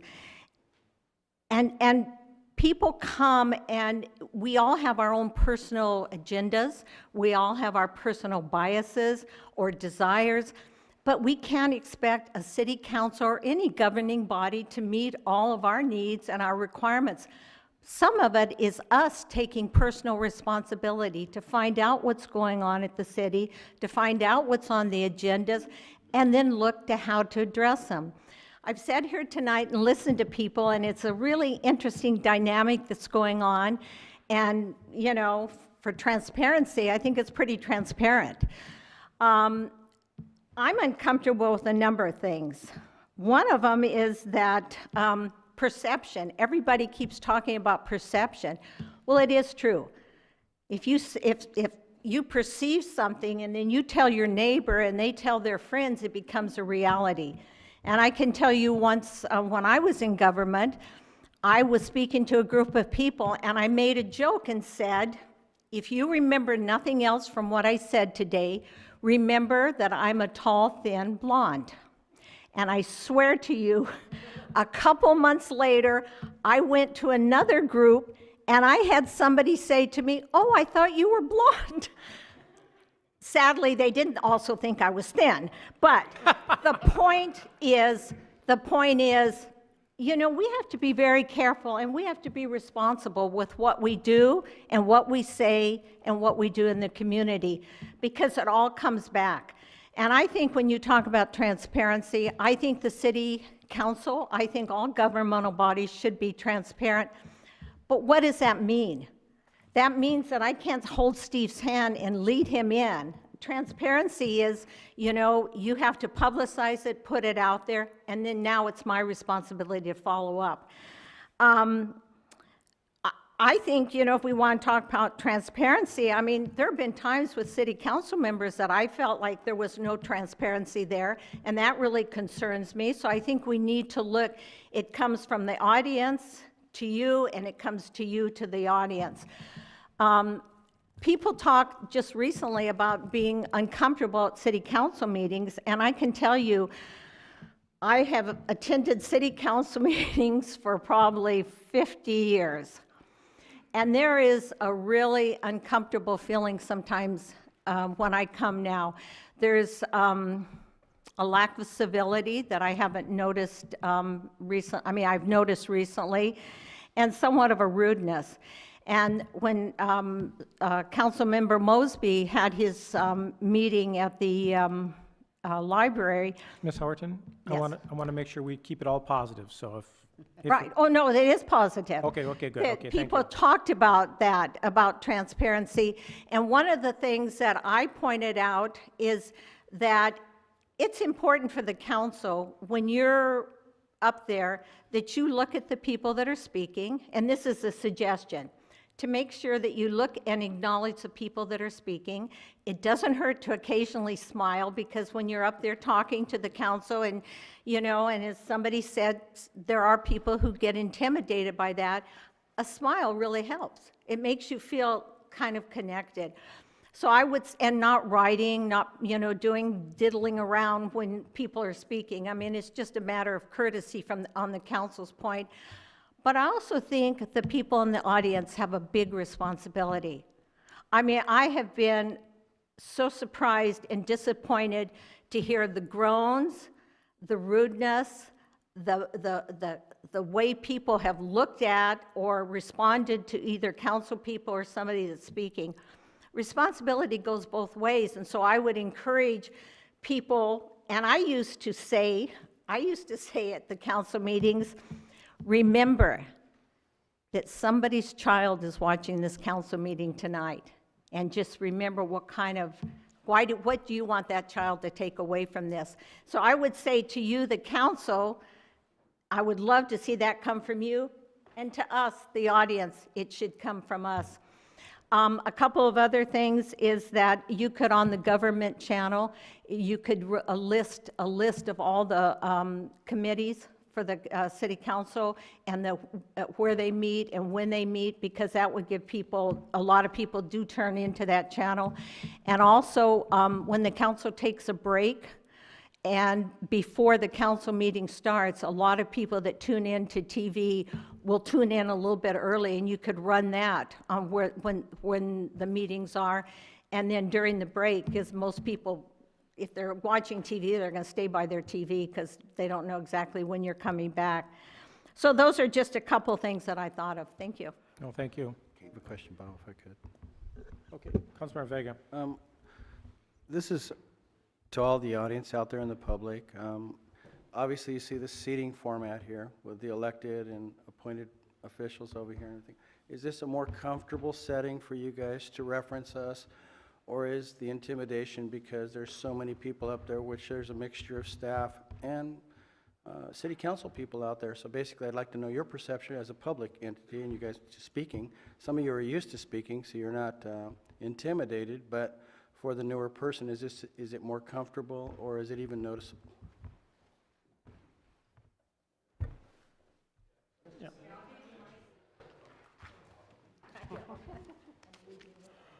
We're going to let Aaron speak first, and then we'll get to you, sir. Ma'am. I've actually been sitting there this whole time, going over exactly that in my head, exactly what you're saying. Somebody like me, I'm not very into politics unless it is directly affecting me. I try to. I think it's my civic duty to do that, but at the same time, I'm a very busy person with the business and the baby and everything else. We don't have time in the day for everything. But I'm definitely a people person. My wife and I are small business owners. That's part of the requirement, is that we have to be good with relationships and people and everything else. And this setting, just walking in here, was a really pleasant surprise. I don't know on the politics of requiring elevated seating or what have you. I don't know what goes into that in the structure and things, but I think this is an excellent format. It puts everybody on somewhat of a level playing field. I mean, we're all in this together, right? It's all a team effort here as a community. You are speaking on behalf of us. We're here to let you know how we feel about things, and then you make decisions based on that. But this is an environment that feels much more comfortable to somebody like myself, who is not here at every single meeting and may not be as involved or certainly as comfortable speaking in front of a bunch of, to me, are important people here in town. So to your point, yeah, that's what I've been working up the courage to speak about all night here, so I'm glad you brought that up. Yeah, I don't think it's the dais so much. I was wondering, you know, by looking at the people that are actually your representatives, if that helps you guys and it makes you guys feel a little bit better, like we're really listening, or if, because of the mixture, is it an influence on you guys, or is it positive or negative? Yes. I went and got screen grabs and pictures. I actually went to the Carpinteria City Council meeting and got a lot of good ideas from there. I don't know if you all have time to go to City Council meetings, but I do want to just pass these around. And this already will be an agenda item because Victor brought it up. But I don't think it's appropriate to have the staff on the dais. And I don't mean to be disrespectful to the staff. Of the 7 cities besides us in Santa Maria County, or Santa Barbara County, only Goleta has staff members on the dais. And it seems to me that that is a very symbolic place. I think it's happened just because you happen to have some extra seats up there. I understand that Stacy has a role to play with filling with buttons and so forth, and she's typing minutes, so there's a reason for her to be up there. But I think it's inappropriate. I think to have the podium to the side and have only the council members on the dais is what we should be aiming for. Okay, I'll get to you. Let me just quick address this arrangement. Thank you for the comment about making, because I wanted this meeting to be very comfortable. This was seeking input from the community, and our regular meetings, even though we do seek input, we ask you to have your public comment and oral communication. Regular council meetings are really to give out information, make decisions. So this is a different type of meeting. So I'm glad you appreciate this setup, because we really did want this meeting to be getting input, getting communication. I like the open dialogue. If you weren't here in the beginning, you know, you're free to speak up, come to a microphone, anyone that wasn't here in the beginning. So that was the whole idea of having this. And we have this format in other meetings as well, if it's not a regular council meeting. Ma'am, you had a comment. You know, I want to just real quick, could I just say something to Mr. Croker? She's been patiently waiting. Okay. Let me do her. Go ahead. Were you kidding? All I was going to mention is the first time I spoke at a council meeting, I was shaking like a puppy passing a peach pit. You know, I totally agree with what he's saying there, you know? Go ahead. Absolutely. I was going to offer the statistic that 9 out of 10 people fear public speaking more than they fear death. Is your microphone on? Yeah. Okay. Speak into it, then we can. Let's try again. Can you hear me? Yep. 9 out of 10 people fear public speaking more than they fear death. So if you think about the first time when you were in school and you had to go in front of the class and speak, and these are the kids, you're talking in front of the kids you were spitting on in the playground a few minutes ago, and then here you're scared to death. And you have the floor and it's very intimidating. So I appreciate this format for this particular discussion. This is very helpful. And I really like the podium being on that side so that a speaker coming up there has the whole room to address and not just the council. Okay. So I've been storing up a couple of comments. One of the things, when you're talking about comments and keeping things positive, I think what you mean to say, I don't want to put words in your mouth, but constructive is better, because sometimes you have to go back a little ways to say, you know, it's lessons learned. In the Air Force, lessons learned means going back and looking at the mistakes and learning forward. So the issue for the public feeling threatened by or intimidated by the policy being all wrapped up and neat and tidy and now here it is at council, is the staff has a lot more time. It's called compliance gaining in organizational theory. Compliance gaining is getting your way, and staff has a whole lot more time for compliance gaining than the public do, especially since you've reduced the time from 5 minutes to 3 minutes for people to come up and talk. And in rhetoric, in public speaking terms, A persuasive speech, or one that has call to action, is typically 5 minutes. And so it's really hard to try and squeeze a call to action, which if someone is coming and saying, here's something we'd like to add to the future agenda, that's a call to action. So to try and say, you squeeze that into 3 minutes, it's already stressful, and now you're looking at the clock bearing down on you. So just a comment that that doesn't feel constructive. So I think the idea of the master calendar is really good for us to have that online, to be able to look ahead and see what's coming down the way. The issue of the shopping carts, I'm sorry for all my ums. The policy itself, the staff report and the ordinance started with solution.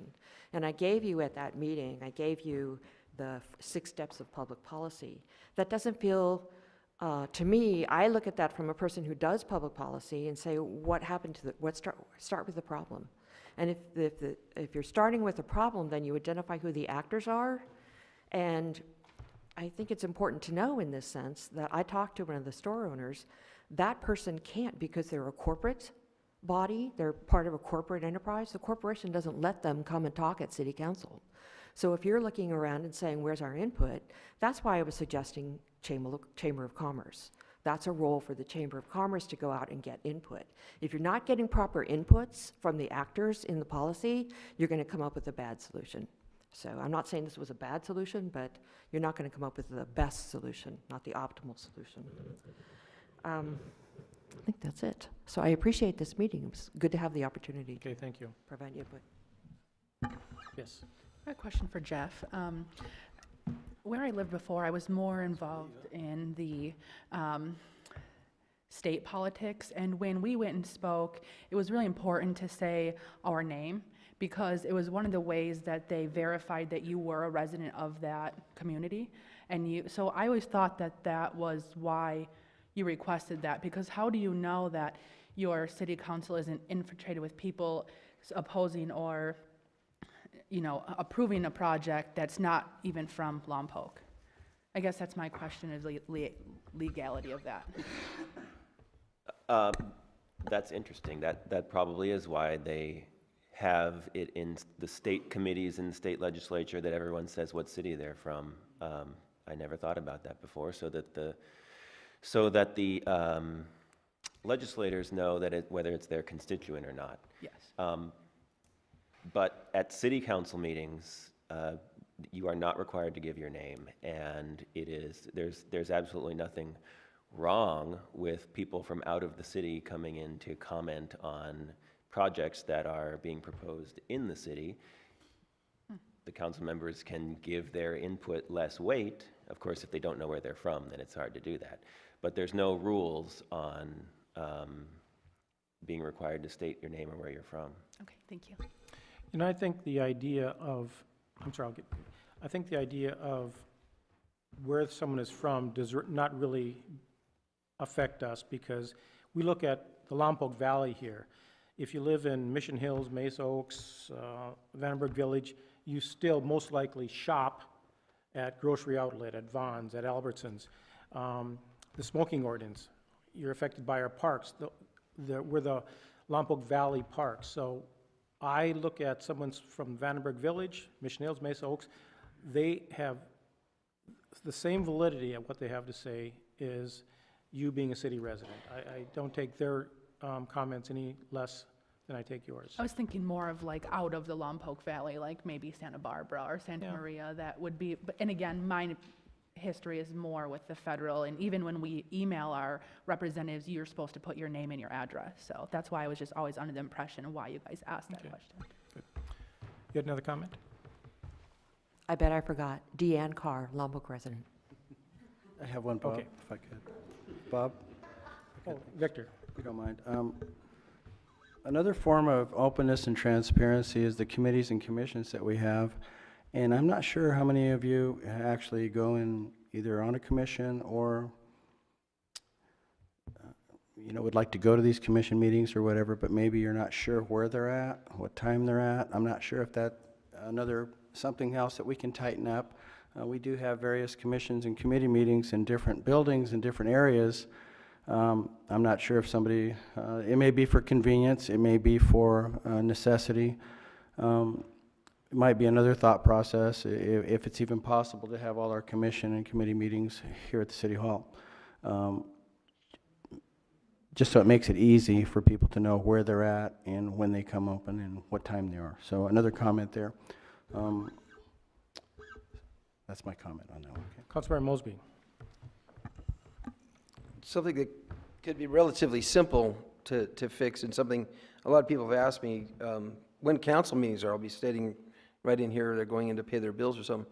In a simple directory board like you see in a motel or something, they have the weekly schedule up there, you know, over here in this room that you have at certain times. Likewise, when there are events going on in here, if you have it posted out there, I've actually walked in on something here thinking I was going to go out that way or something, and somebody has an event, but you have no idea what's going on in this room. And it would be good all the way around if you had the weekly postings up there, what's coming on the, because we do have a number of the utility commission, planning commissions in this room, council meetings, and there are some other special staff meetings that happen on in here, and it'd be nice to be on a board so people can kind of know, and maybe if they are open to the public, they are addressed there.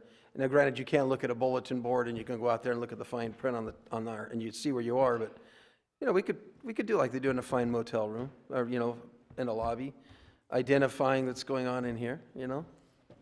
Okay, good point. Bob, also one more time if I could. Councilmember You know, Vega. this meeting could probably go on all night, and so basically I'd like to ask a couple of important questions to the city attorney. If we wanted to make a council request to agendize future discussion and the possibility of action for a possibility of ad hoc, or would this be the time, or couldn't we do this, okay? Because I think that probably that would help if we agendize this. We have future discussion for any changes that the public could have any interaction with, and I think it would go a lot farther. So I'd like to make that motion if we could, to agendize this. A future discussion for possibility of action for discussion of this transparency and openness and ad hoc committee. Possibility of forming an ad hoc committee to discuss this. Yes, yes, sir. Okay. So we need the majority of the council to agree with this. What do you think my answer is? I think you need a yes or no. I'll give you a yes there. Okay. I'll give you a yes. Okay, so we've got the majority of council, so that will be agendized then. Okay, yes. Thank Pastor you. Fetterman. Thank you for letting me speak. And first of all, thank you for what you do for our community. I know someone else said thank you, but not everybody wants to be a leader. I art one, and I know that there's always arrows in your back, and no matter what you do, even on your best day with the wind blowing in the right direction, somebody's not going to be pleased with what you do. But I've been here 30 years. Bernie Fetterman is my name. And next month I will celebrate 30 years of being in this wonderful community that I've decided to raise my family in and stay here because I loved Lompoc before it was a button. I'm really pleased tonight, the tone of everyone in this room. But of recent months, I must say, I've been disappointed. I think Joyce Howerton used that word. I believe in the freedom of speech, and as a pastor and leader, I'm grateful that I get to exercise that freedom. I also believe that how we exercise our freedom really does matter to people inside the room, outside the room, and outside our community. I'll say more about that in a minute. Tearing people down in meetings like this, or on Facebook, or Lompoc Forum, or lompocrecord.com, or Newshawk Online, has no real benefit in moving our city forward. Sharing our ideas, our insights, our constructive criticisms properly is our right. Economic development has been talked about a lot in our community, good paying jobs. But if investors and outsiders take a look at the inside of our city, what do they see? If they're bothered by the tone or they listen to the finger pointing, what is gained? Some feel in our community, and I'm sharing this from an outsider, some feel that they're being retaliated against, and they've asked me about that.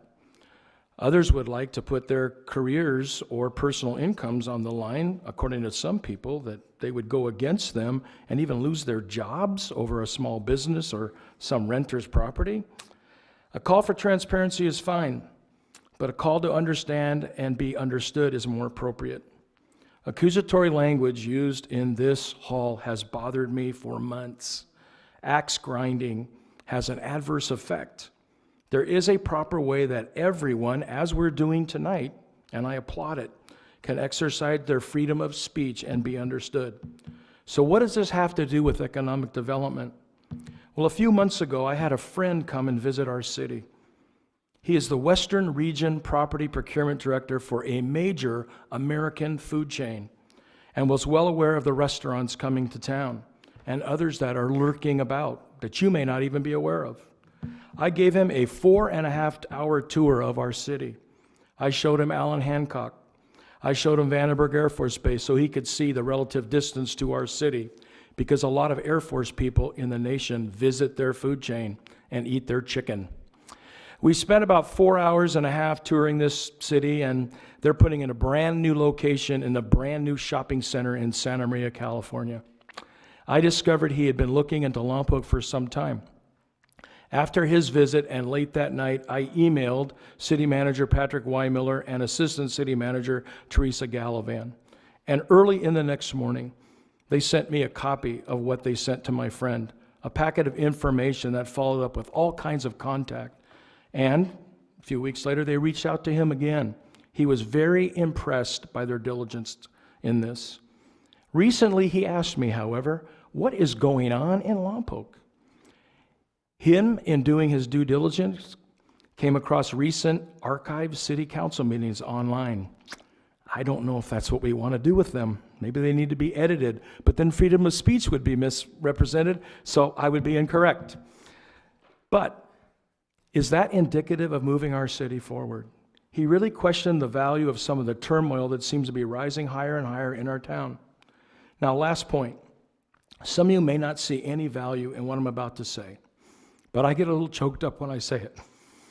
A dear friend of mine was a committed mayor of this city, and whether you liked him or not, he gave his best for 6 terms.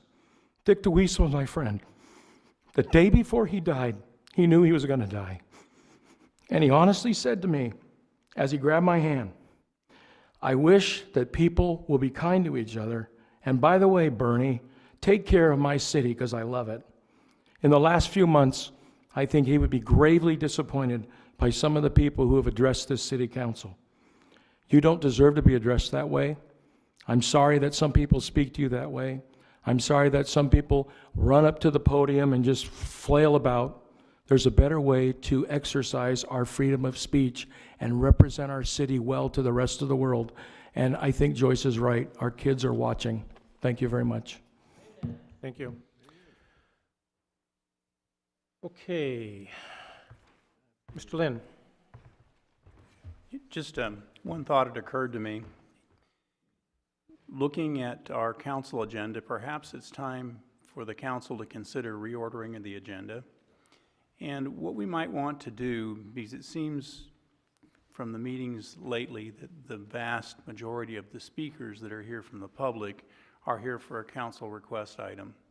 So perhaps we could reorder the agenda by having consent first and then moving to council request items, followed by staff presentations, old business and new business, to allow people to participate rather than having to wait down toward the end of the meeting. So that's my thought. Thank you. Thank you. Go ahead. Councilmember Humdahl. Button. There we go. It's been very interesting tonight. I've sat here quiet and watched everybody, and I thought it's been an excellent turnout and an excellent bunch of comments on everything that's been going on. And we talked about the shopping carts, and I said the first time it came out we should have a forum. We really did, and I'd rather have a forum with all the owners. And I also like to have the chamber do it. I talked to Ken Ostini. He said, well, not all those companies are chamber members. I said, that really don't make any difference. If we had it there, it'd be an independent place. You could have your comments, you can go across, and it wouldn't have the border of the council on. Having people come here, we need to know who they are. I'm out in the field all the time. They always have information. I take all that information, but I ask those individuals, come to the council meeting and make that presentation, because it's more than talking to one person. You're talking to 5 plus everybody in the audience, plus the TV and radio. So I think that's where a lot of people forget about, you know, I guess I've been going through it long enough that being asked to what your name is going in, that's normal policy.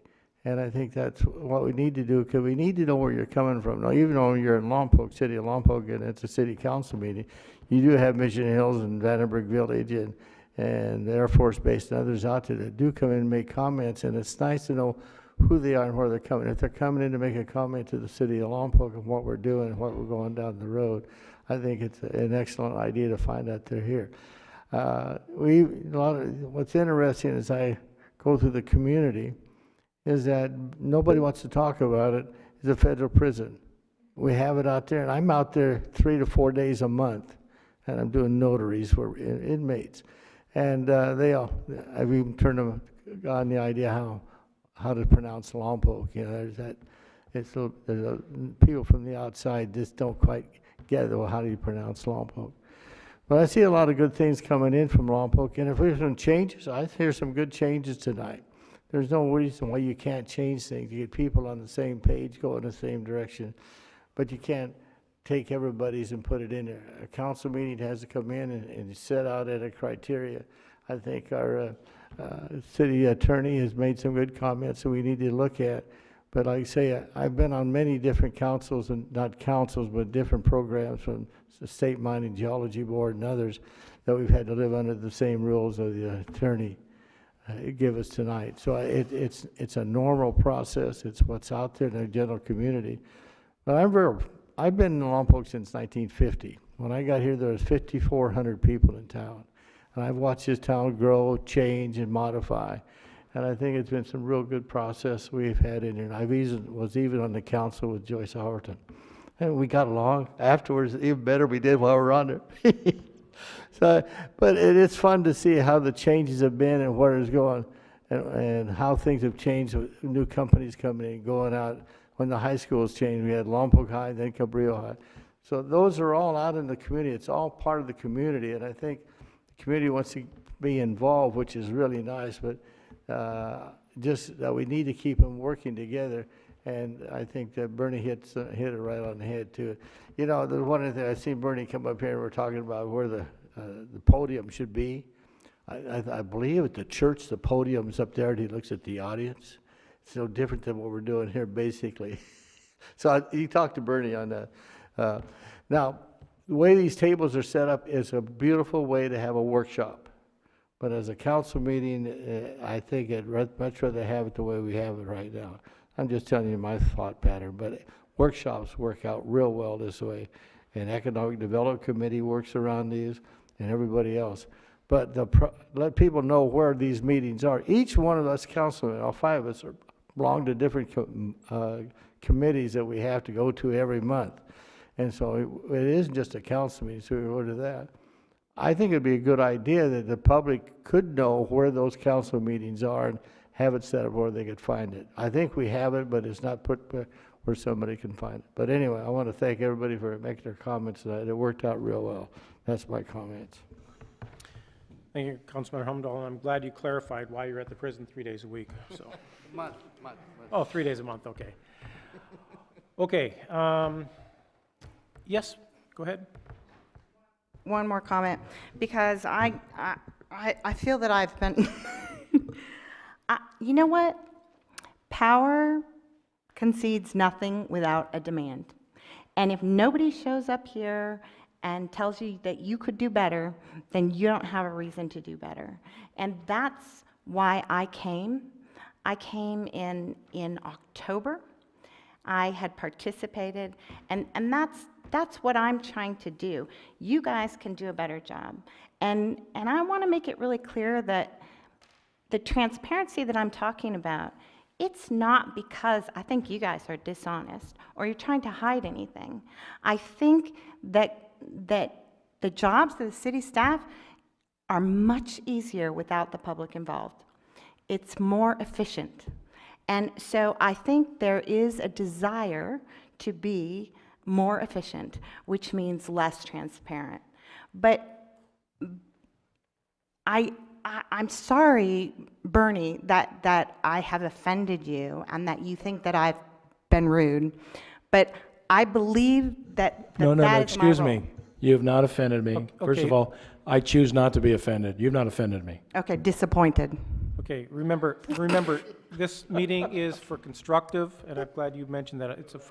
Everything is constructive here. We want to, and I appreciate your telling us, or not telling us, but suggesting. I don't want you to think that I'm just trying to make your life miserable. I started this a long time ago, and I want you, and I said this so many times, I said on December 1st, I want you to run the city right. And that takes time, and it takes public transportation, or public participation, pardon me, and I think it's going to continue to be uncomfortable. But I too really enjoy this opportunity to have a conversation with all of you, and I hope that we can do it again. And I hope it doesn't, Dirk, you said it had been several years since you got down on the floor with the peeps. So I hope that it doesn't take this long before we have another on the floor meeting where we can have exchanges. And I know that transparency has had different definitions in different times. And I called Dick Jacoby a friend, and we were joking about this the other day. He was your mayor in 1960s when I was born. And they made all the decisions at LPI, apparently. And then there was another faction, I think that met at High, Let's Eat, High. I mean, a lot of the decisions were made there. So I understand it's a moving target for all of you, but I want us to continue to get better, and I want the public to know more about what's going on. Thank you. I'm Michelle Tognazzini. Just a thought. Is it possible to create a class of a mock council to help make those who are uncomfortable, who are interested in stepping up, to get them used to the format and responding in a professional, appropriate way? What's that? Toastmasters. Okay. My oldest son had gone to Hancock College, and they had debate team. They had mock debates before they went off and actually had debates. It was an incredible experience for him. And when I was in high school, part of our government class, we had to attend city council meetings, and we got extra credit, and it was incredible, the process. And I never really thought that I was going to be involved the way I am today, but I've learned so much along the way. And thank you, Bernie, for saying what you said, because I've realized over the past year that there's so much hatred and animosity that comes out, and you can feel it in the council meeting, and that's intimidating in itself. And positive, I love that you reiterated tonight about the positive. And when you keep to the things that are printed on the paper, you're not getting the emotion, but you're getting out what you want to see changed, or the things that bother you. And I love that and appreciate it. So just being able to do a mock city council class for the young people, for my age people. I think it's a great idea. First thing I'd have you do with the young person is have them view some council meetings on TAP TV. That would be the first part, so they get sort of comfortable with the process. But I think if they speak with any council member here or city staff, and we get a group of kids in here, we would love to do something like that with the kids. It'd be absolutely no problem at all. You may not, well, you probably wouldn't get all 5 council members because, or even 3 of us, because, you know, naturally we can't have a group. But we'd love to be able to put on a mock demonstration. We could actually have them participate and hit the gavel and have public comment. It'd be a great idea. So. Right. Well, even former council members would be able to help lead. So I don't know how that could get started or promoted, but I think that's just a wonderful idea. Make a request for several kids to come. We'd love to do it. So. Yes, Ms. Gallivan. I was just going to add, Mr. Mayor, Council, that we also have other committees, commissions, and boards, and a youth commission, so that young people wanting to get more familiar with the protocol of addressing board meetings or agendas can also participate in those types of forums. Okay. Anyone else? Have we worn you all out? Okay. I want to thank everyone for being here. I believe it's been productive. I hope you have. You feel the same way.